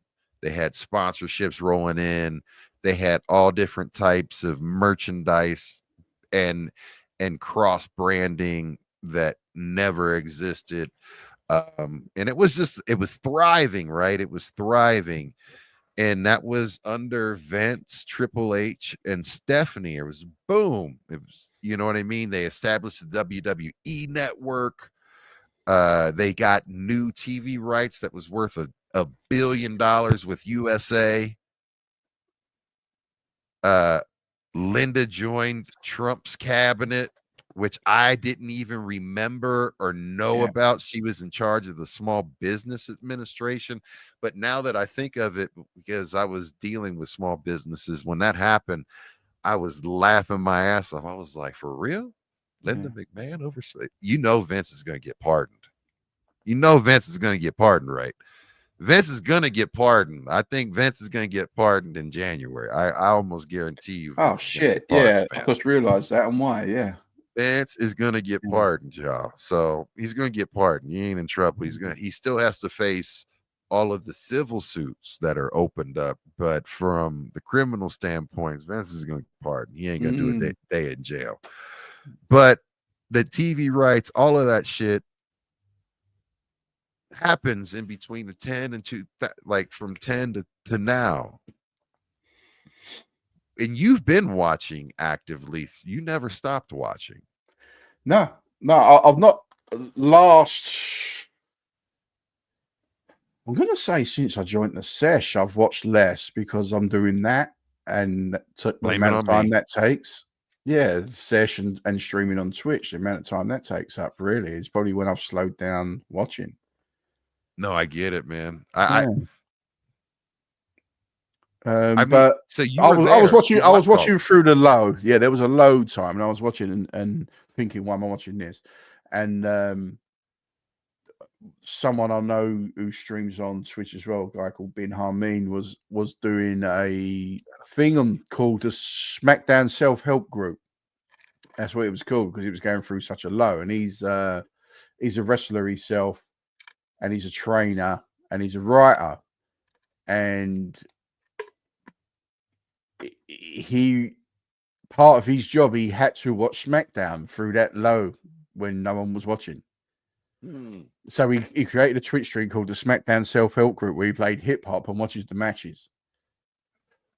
And it was great. It was great. You got me hip to him a couple weeks ago. Following that dude. That guy's have you started following him now? Yeah. He's a character. Yeah, he's good. He's good. He's got the $5 face slaps. Have you seen them on YouTube? They're fucking great. There's a guy. Have you seen the one where the guy's wearing the lucha mask and he slaps him and it does a whole 360 around his head to the mask? Because he's a big dude. He's a professional wrestler. He's a big dude. I'm not paying anyone to slap the shit out of me. He's not. No, he's throwing potatoes. And there's people gone back. Like there's people now who watch the videos go, this is my third time getting the $5 face slap. But people queue up to get slapped by him at conventions. But they go back after. And they go back. They're such fans that they go back and because I think it's now the $10 $5 face slap. It's a $5 face slap, it costs you 10.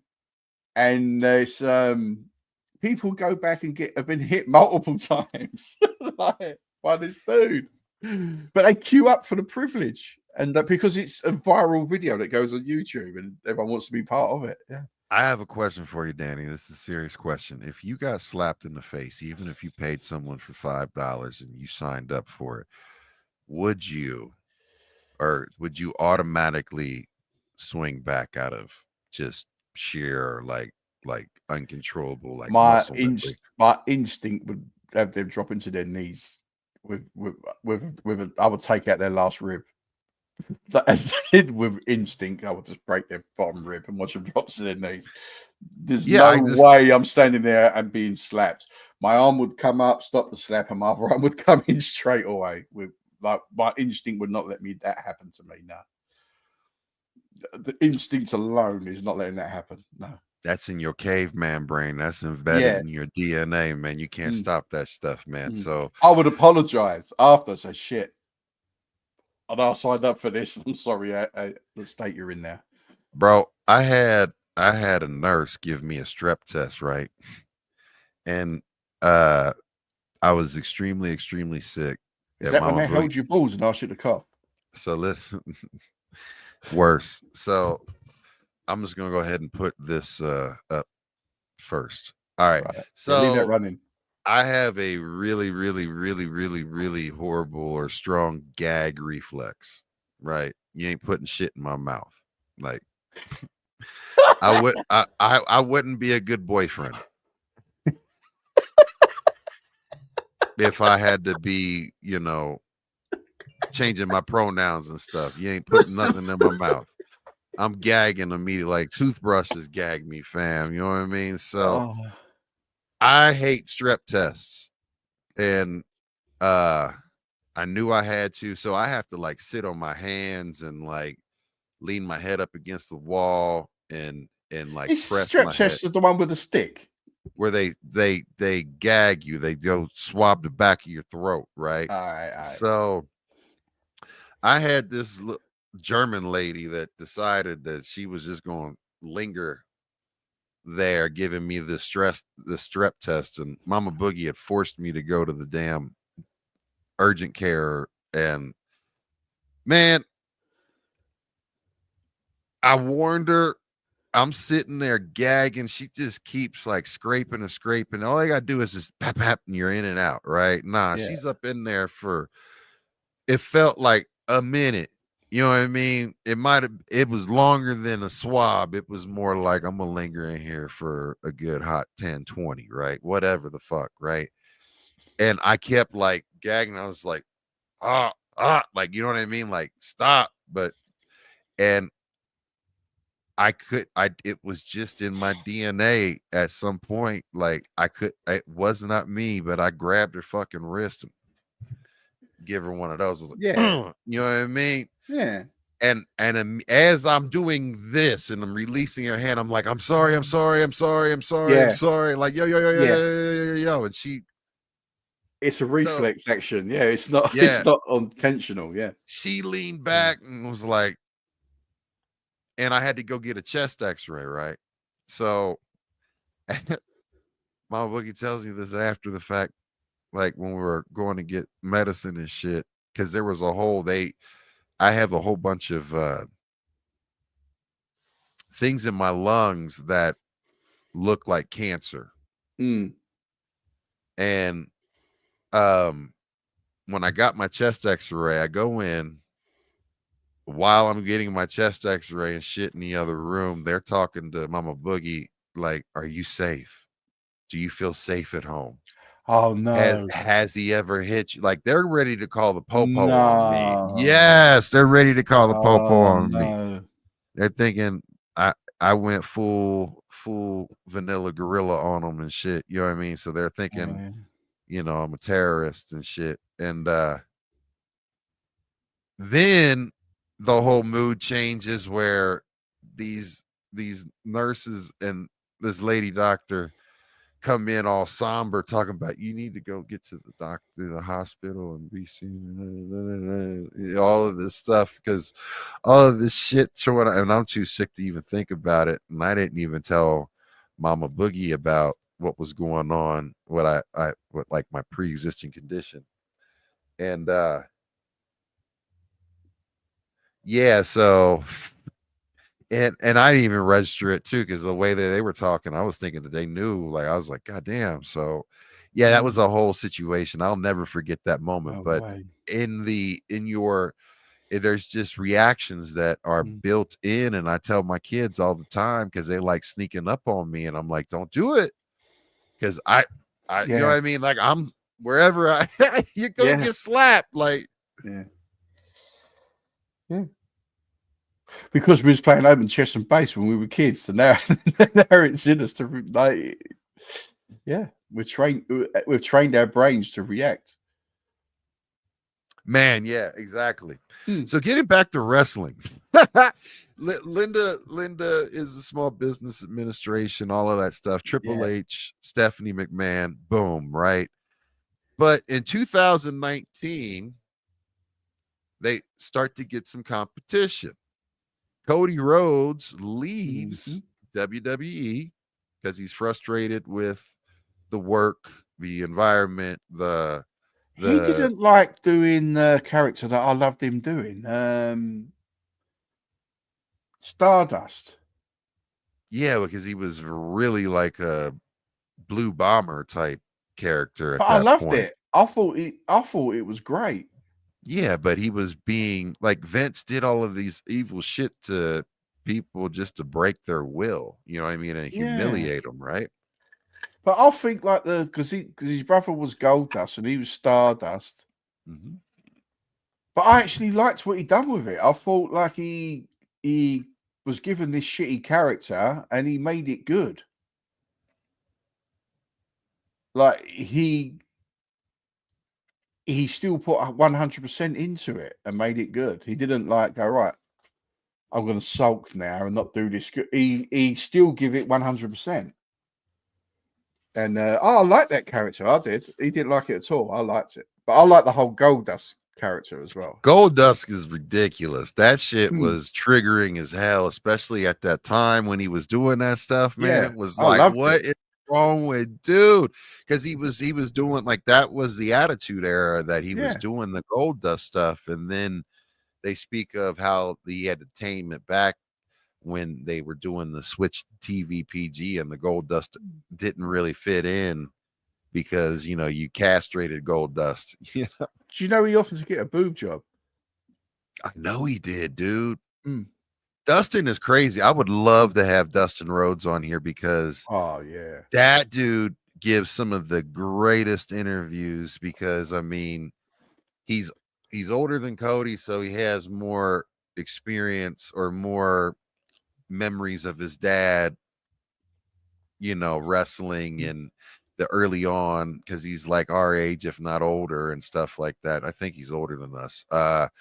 But so he was oh yeah, it's a around lot older than us. Yeah, yeah, so yeah. he was there, but he's old school. I think his interviews are absolutely amazing, and he doesn't pull any punches at all.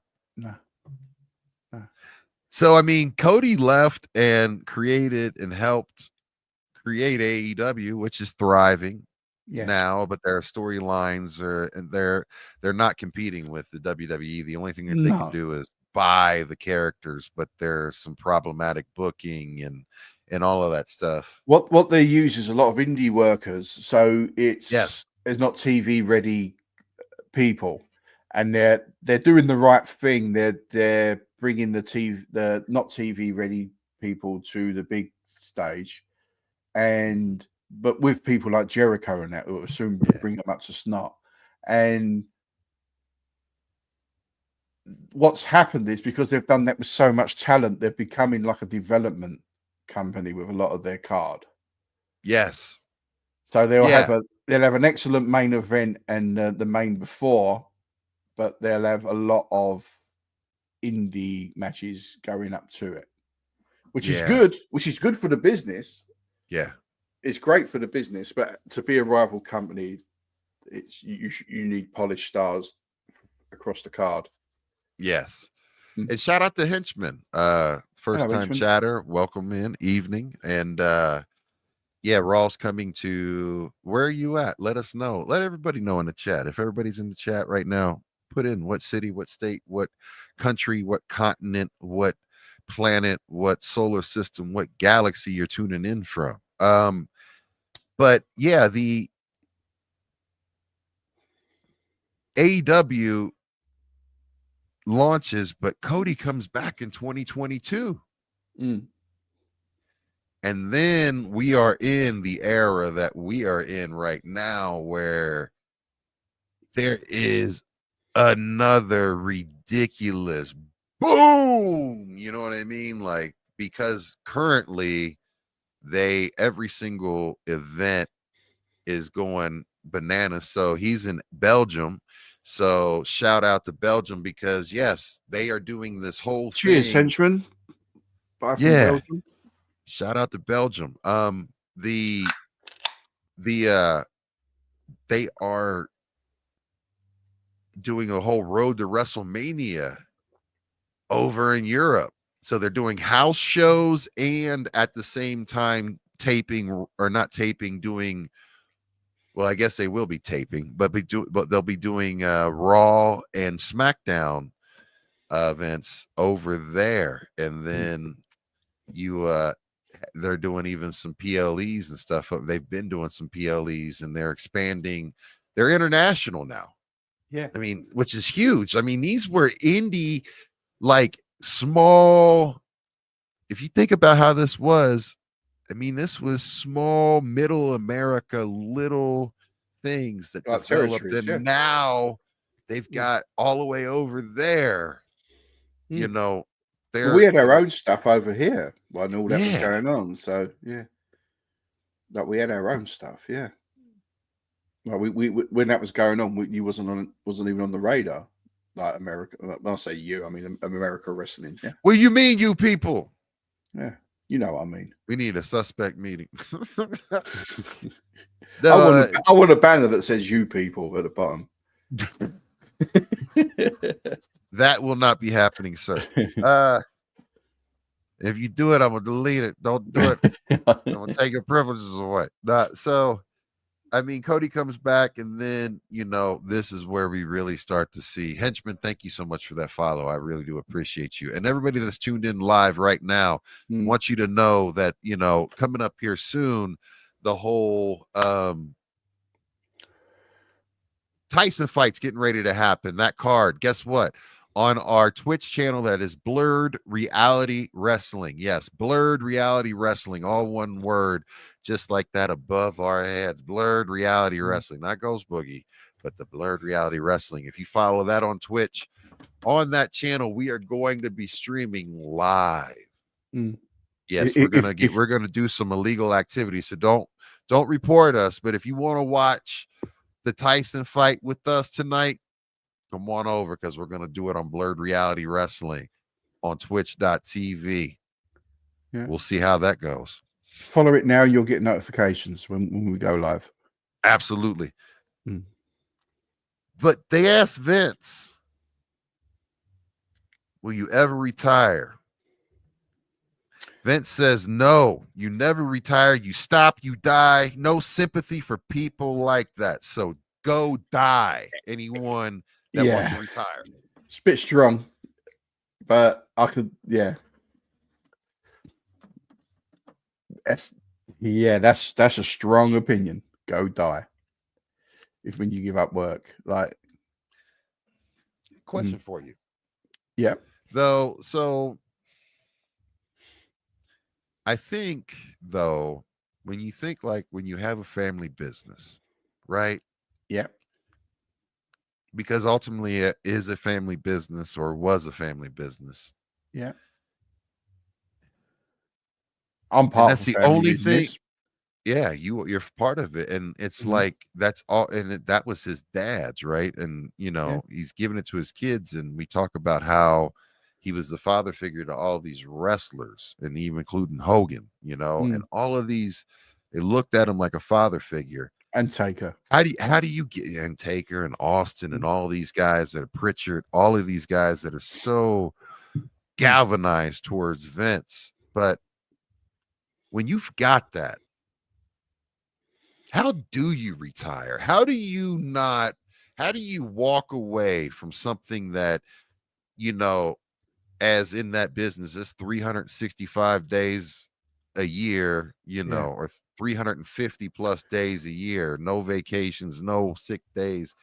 You're grinding and traveling. How do you give that up? How do you change? I don't know. I do not know. Like, if that is at the time, that's his life. What's he going to go and do?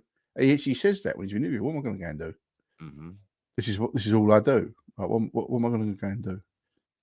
And that is it. That's what he says. Yeah. How do you do anything else? Because all and your body, we talk about how it's ingrained in us to automatically respond to someone touching us in an aggressive manner. As you know what I mean? Punch back immediately, like not even think about it, process it, right? That's the same thing for him. He lives, eats, drinks, sleeps this business. Yeah. You don't give that up. And they're talking about, so there is on what is it, 85 weeks straight? What's the homie's name that has the podcast that was um Vince competed with him on WCW? Oh, Bischoff. Thank you, Eric Bischoff. I watch and follow his stuff too, and they were talking about now that it was leaked by another reporter, he's been sitting on information, but Vince is acquiring property in Santa Barbara or Santa Clara, wherever it is, right? And he very much has a lot of money and very much is planning on doing some form of entertainment company, whatever it may be. He's going to do some form of entertainment company because he loves sports entertainment and loves the word entertainment and has always wanted to be an entertainer over everything, with the wrestling, with the bodybuilding, with the Tough Enough, the talk shows, all of that. He wanted to be an entertainer, right? So he's starting an entertainment company, and we'll see how that goes and what that is, but be on the lookout for that. He should be bare knuckle Kimbo. Oh man, that would be amazing. Yeah. But no, I mean, that just shows you, I mean, when that is something that's all you know. So whether it be a good thing or a bad thing, when you sleep, eat, and drink it for 30, 40 plus years, 50, 60, 70 plus years. Since he was 12 years old. Since you were 12 years old. Exactly. Great way to put it. Since you're 12 years old, right? And up until 12 years old, you were allegedly beaten Not and having a good molested. time, yeah. Right?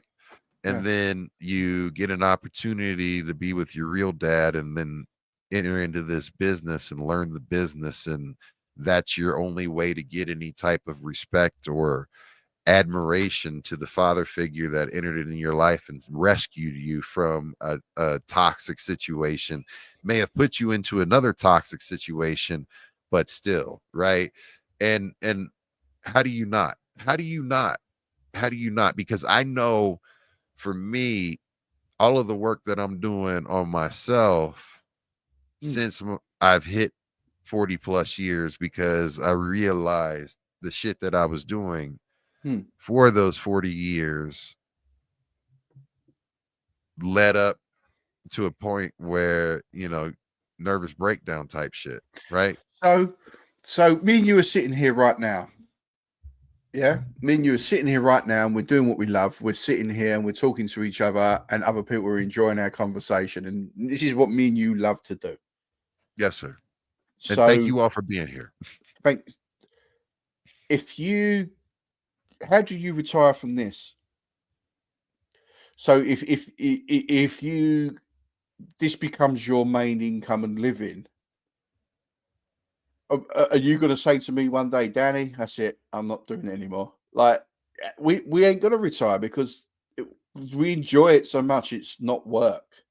Why do you think I have to join from the hospital rooms and from the day of surgery? And because no, that's why. Because of me. Because same reason with me. This is the shit that we're meant to be doing right now. Playing music, talking to people, and interacting with people. Yeah, real people, and they're seeing the real us. Real conversations, even good or bad, and I've shared way more than I think I would ever share, especially publicly like this, that will be replayed at my death. Of course, yeah. But it's the same with what he's doing. Like, how's he going to retire from that? Like, with not even mentioning the tremendous income he's generating, but he must feel like the 2,000 or 3,000 people that work for that company, he must owe he must feel like, I can't stop. All of these people rely on me to keep going. They need me. They need me. Yeah, like a narcissistic point of view, really. Yeah. Like, you must think like that. Like, you know. Well, I mean, I think he's used that as a his drive and determination Yeah. became maladaptive, and it can become maladaptive, and Like, whatever. not even like not even the on-air talent, the guy that drives the trucks, the guys that set up the ring, the guys that sort out the logistics and the transportation and moving shit from. It's a feat. It's like moving a city from one arena to the next. Absolutely, man. I mean, this. Like, can you imagine the logistical nightmare that is? I've sat and thought about that. They Mm, have two crews. I mean, they have to have two yeah, crews at all times. yeah, that are setting up the next thing while that one's going on. Yeah, that's yeah. And then they've got the European tours, they've got the Australian tours, the tours of Asia, the tours of the Middle East. Like, how many cruises have they got there? They just did Crown Jewel 2 Yeah. weeks ago or Mm, last weekend, right? So mm. yeah, it yes, absolutely. So it's thousands of It's a behemoth of a employees thing. relying on the head of that company to drive it. Yes, sir. Mm, Yes, sir. yeah, like that's So that's 1,000 mortgages and gas bills and electric bills and real lives. Yeah, that's a. I won't. It's not a. Well, I suppose you could call it a burden. Burden, I don't think is the right word. It's a responsibility, whether you like it or not. yeah.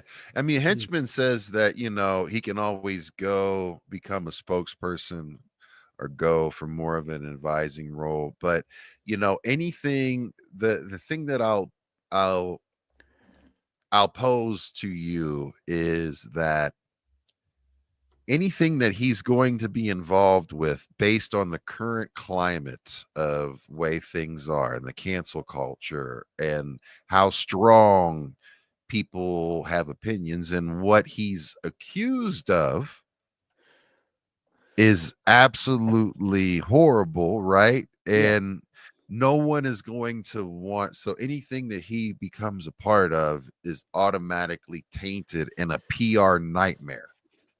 What if it's another wrestling company? I mean, how do you get TV time? How do you get advertisement? How do you get all of the things that you need to become a company? Because It gets acquitted in the spring, like you said. yeah, This time next year, he's on the TV again with another company. mhm. There'll be not a like AEW started. There'll be he's money. The man's money, and the people that run these stations and things, they're driven by money, not morals. Think about how it starts. This whole show starts off with. I mean, Yeah. he knows how to direct and generate heat and use that negative energy and Yeah. use it like some tai chi Yeah. you know what I mean, Yeah. like he's like, I'm gonna use this to get forward. It's just You know what he knows how to do? He knows how to blur reality. just Hmm. like that. And then boom, reality hits, right? So we have this lovely little documentary and all that stuff that he's filming and paying for and producing. He'd been producing it for several years, interviews, all of these things. And June 2020 happens. June 2020, the news drops of the very first chink in the armor Mm. publicly drops about the NDAs and the first accusations, right? And then Yeah. what happens? Vince retires as CEO Yep. as the NDAs still happen and all of this stuff happens, right? And Hmm. all of this news is not launched. But what does he do in true Vince style, middle fingers in the air? He goes on SmackDown. Yeah. He goes on SmackDown and says, "Good evening, everybody. Welcome to SmackDown." And he gets straight back out of the ring, high fives everyone, and leaves. And he puts a press release out that he will be on SmackDown. So the news is saying Vince McMahon is reportedly going to be on SmackDown tonight after these allegations. Yeah. And guess what? Everybody tuned in. Everyone tuned in, and he's still the heel. He's still the best heel ever. Yeah. I mean, he was like, how can I make money out of this? That's what he was. How can I sell tickets or generate ad revenue or whatever, generate viewership and ratings? Yeah, I'm going to Yeah. announce publicly after I'm getting drug, I'm going on air and going to talk, and say what's up. I mean, that was cojones the size of bigger than the balls that they had on South Park when they were microwaving their nuts to get medical marijuana. Yeah. Straight up. Yeah. I mean, would you do that, Danny? Would you have done that move? I mean, No. would you? No. No. I don't know. Would you do it? I don't know. I don't know when my back's against the wall. There's been times that I've had some adversity with Twitch and with stuff on here that, it's made me want to quit or whatever. And my way of saying fuck you is keep going, and I'm doubling down. So I mean, I get it. I absolutely get it. I don't know. I mean, would I ever do some of the stuff that he did though? I mean, no one signed an NDA and I've not shit on anybody's head. So language. Well, there was that one time when that was backstage, Danny. You can't tell anything about that. Man. All right. Yeah. Shh. That didn't happen, Danny. Okay. You already know I like to paint rocks. I just paint rocks. Anyway. So the thing that happens though, Vince cancels all his interviews. Yeah.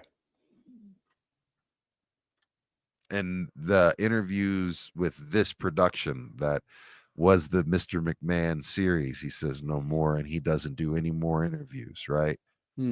But the allegations that come out in June was about someone that was working at a tanning place, and Vince was getting his tan on in 2006. And the allegations was by a female saying that he forcefully groped her and, for lack of better words, showed her dick pics. You know what I mean?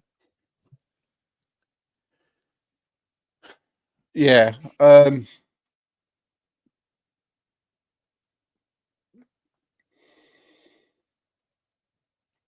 What I don't understand about this when this happens, which it happens in all walks of life, that someone gets accused of something. Why do you wait 22 years to accuse them?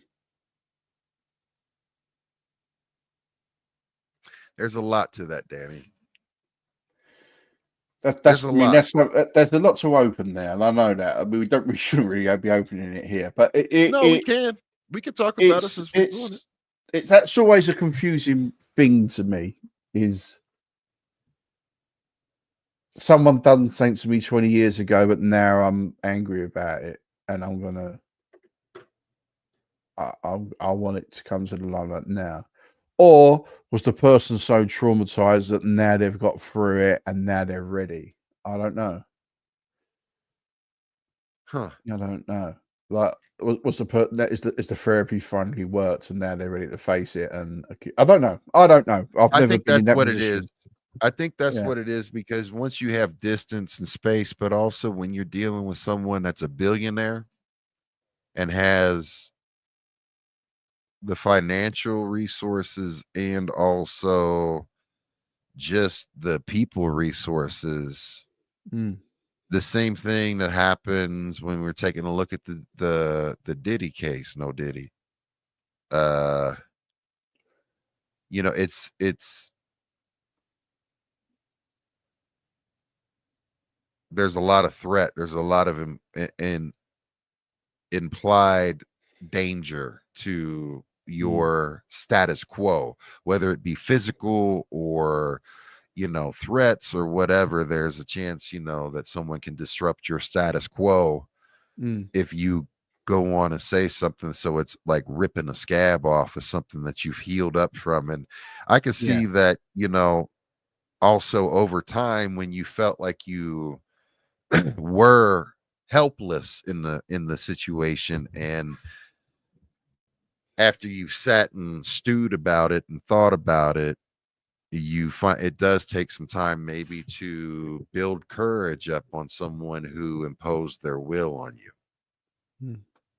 Right? So there's a lot to go with that, and that's a way they say that men won't are bigger, are some of the people that are abused the most or taken advantage of the most, because they won't come out and talk about it because of the threatening to their who they are.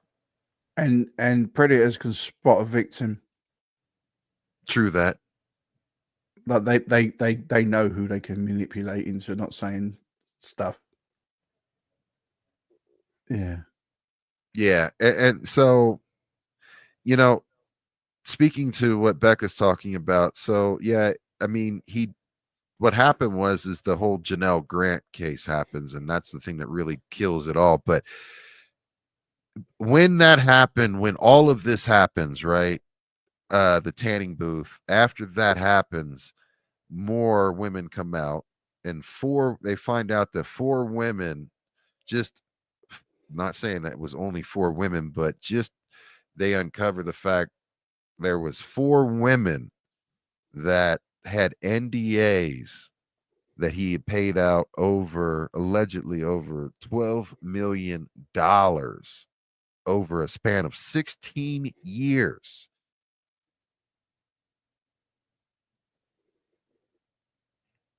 And one of them was a wrestler, and that forced him to do oral, and also tried to get her to continue doing it.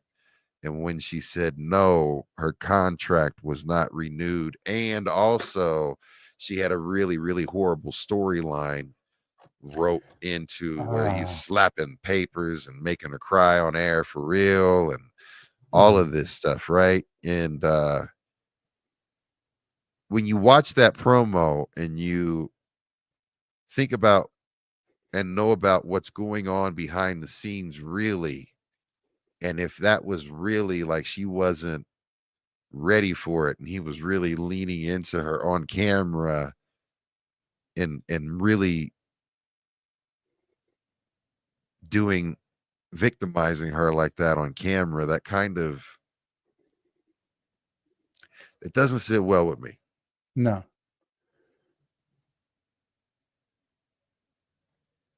No, it just goes back to the whole bullying thing and fucking hating people, and then that's that. Yeah. Because I believe that lady took her own life as well. Whether it was over that or not, I don't know. I wasn't in the room, but she obviously didn't not contribute to it if it's true. Yeah. Depression and trauma is a motherfucker. So then 7/22/22 happens, and I remember this day because we talked about it on the session. I was like, "Did you?"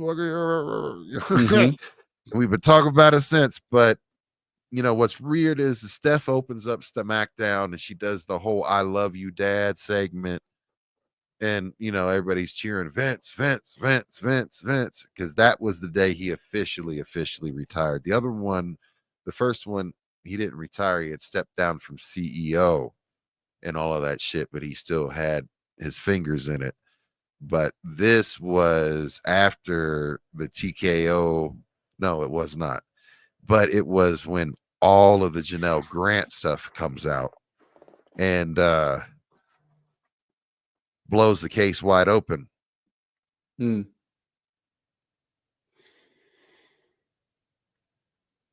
Yeah. So when that happens, you know, they immediately go to Hogan and they ask a lot of wrestlers, will the Hogan survive without will the Hogan survive? Will wrestling survive without Vince? And Hogan said straight up, the business will not last without Vince.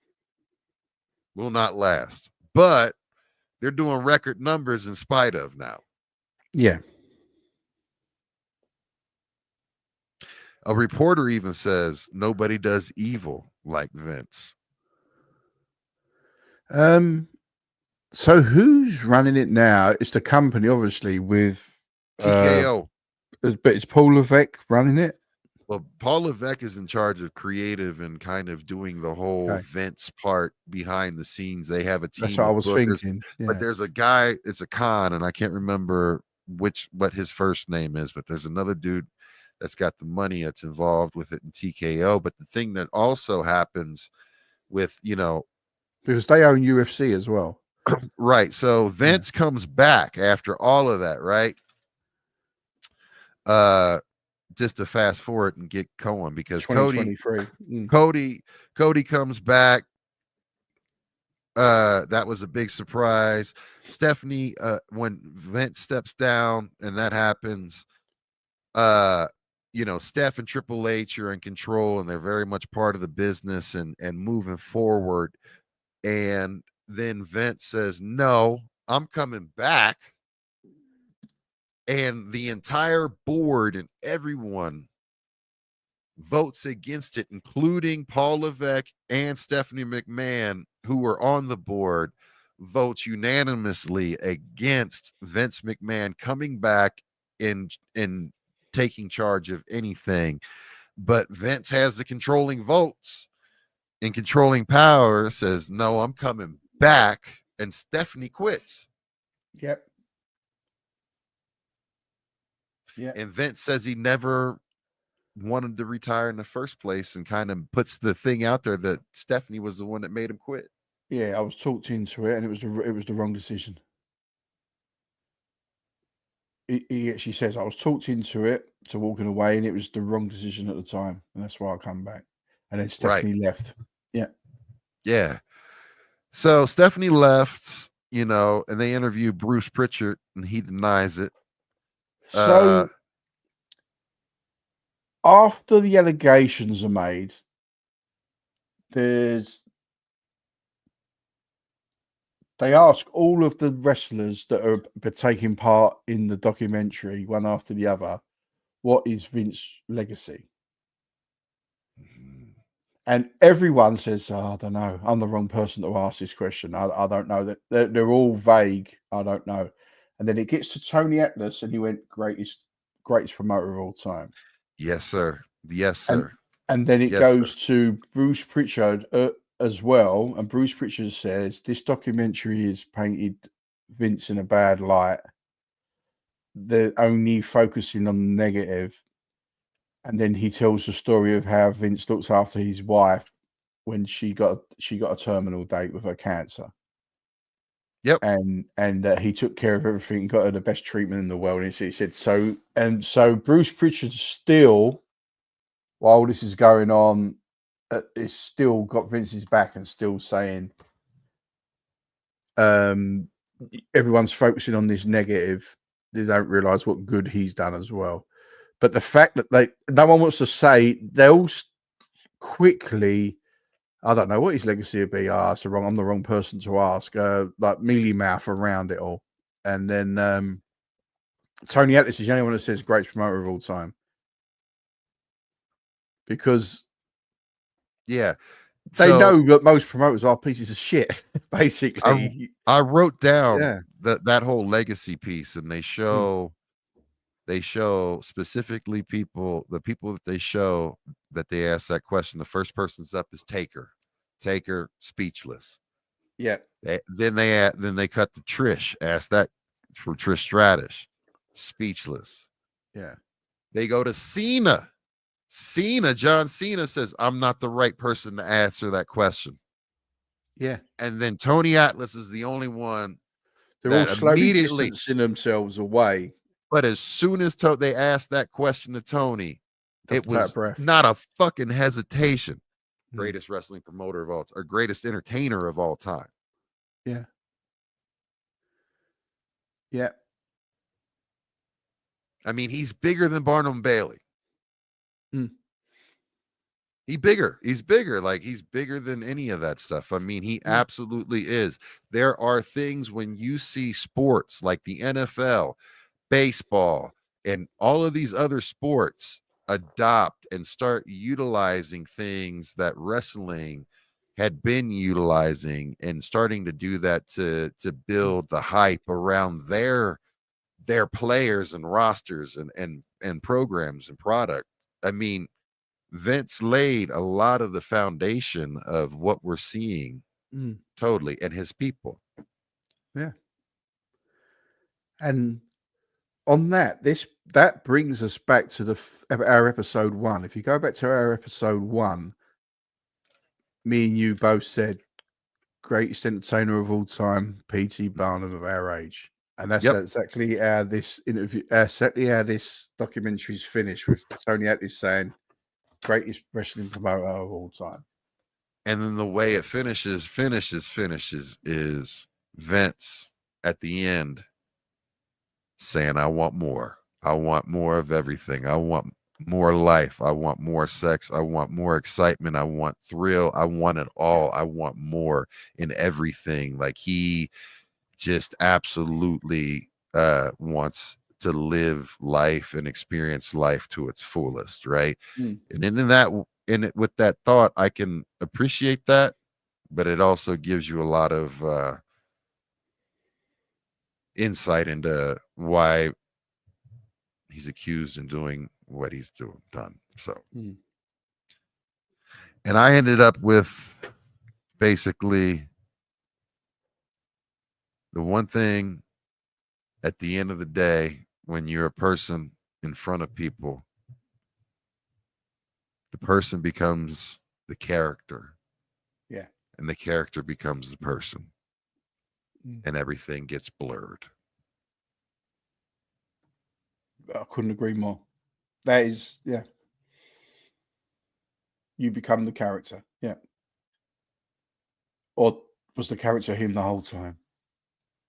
Exactly. You never know. And we will never know. The only person we'll know is Vince and his maker. So, man, blurred reality wrestling. So get this, guys. The fight has started, or the card has started. So what we're going to do is we're going to regroup, take a moment, and then we're going to go live. And basically, we're going to broadcast live on Blurred Reality Wrestling, twitch.tv. I want you to tell a friend, call all your people that don't have Netflix, and be like, watch these two fucking crazy white guys talk shit during a boxing match. So come on through for the spectacular spectacle. It will not be on Ghost Boogie or Danny Chaz's or the YouTube channel. It's only going to be on that one channel, Blurred Reality Wrestling. And we need you guys to share it out. So I need all the suspects on all the Discord servers, put all of that shit out there and let them know they can watch it there for free. Yeah. Until it gets taken down. Come and see Channy Daz and Roast Boogie. Royce Gracie. Yeah. Yeah. Royce Gracie and Channy Daz. They're going to take over the channel. Man, so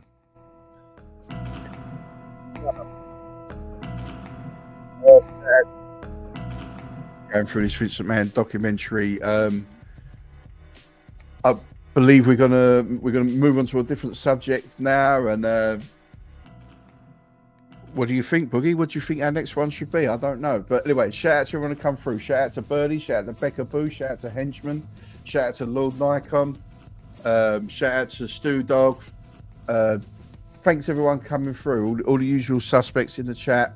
We wouldn't be doing this if you wasn't here. Well, no, exactly. We would be doing this. We'd be doing it on our own. But we're so pleased that you're here. Thanks everyone for coming through. I'm Danny Chaz. The shout outs, Ghost Boogie. And I'm Ghost Boogie. Tune in here in a momentarily. Blurred Reality Wrestling on twitch.tv. We're going to be going live. But again, Miss Joy, Unchained, Stu Dog, DJ Bad Motors, Mr. Mikey Unlikely, Becca Boo, Wagwan. Let's see who else. I just don't want to miss anybody. And of course, Henchman 05. Thank you. You are follower number 1,199. I am Johnny. one follower away from 1,200. So salute to y'all. Cash B Johnny was in the house. All of y'all. Again, we appreciate it. We would be doing this to nobody, but I think we wouldn't have gotten this far if it wasn't for all of you all. So thank you all. I appreciate you. Shout out to my Usual Suspect family. Shout out to my B-Boys Underground family. But most importantly, shout out to you. And shout out to Mama Boogie, Baby Boogie, Little Boogie, and of course my mom, Big Mama Boogie. So salute to you all. Much love. Y'all split that. We'll see you in a second, man. We'll see you over there on that channel, baby. Bye-bye. Ta-ta. And you guys, we're going to announce what our next subject, and it won't be wrestling. It's going to be something else. So check it out. Next week, Blurred Reality, baby. We out of here. Peace. Bye.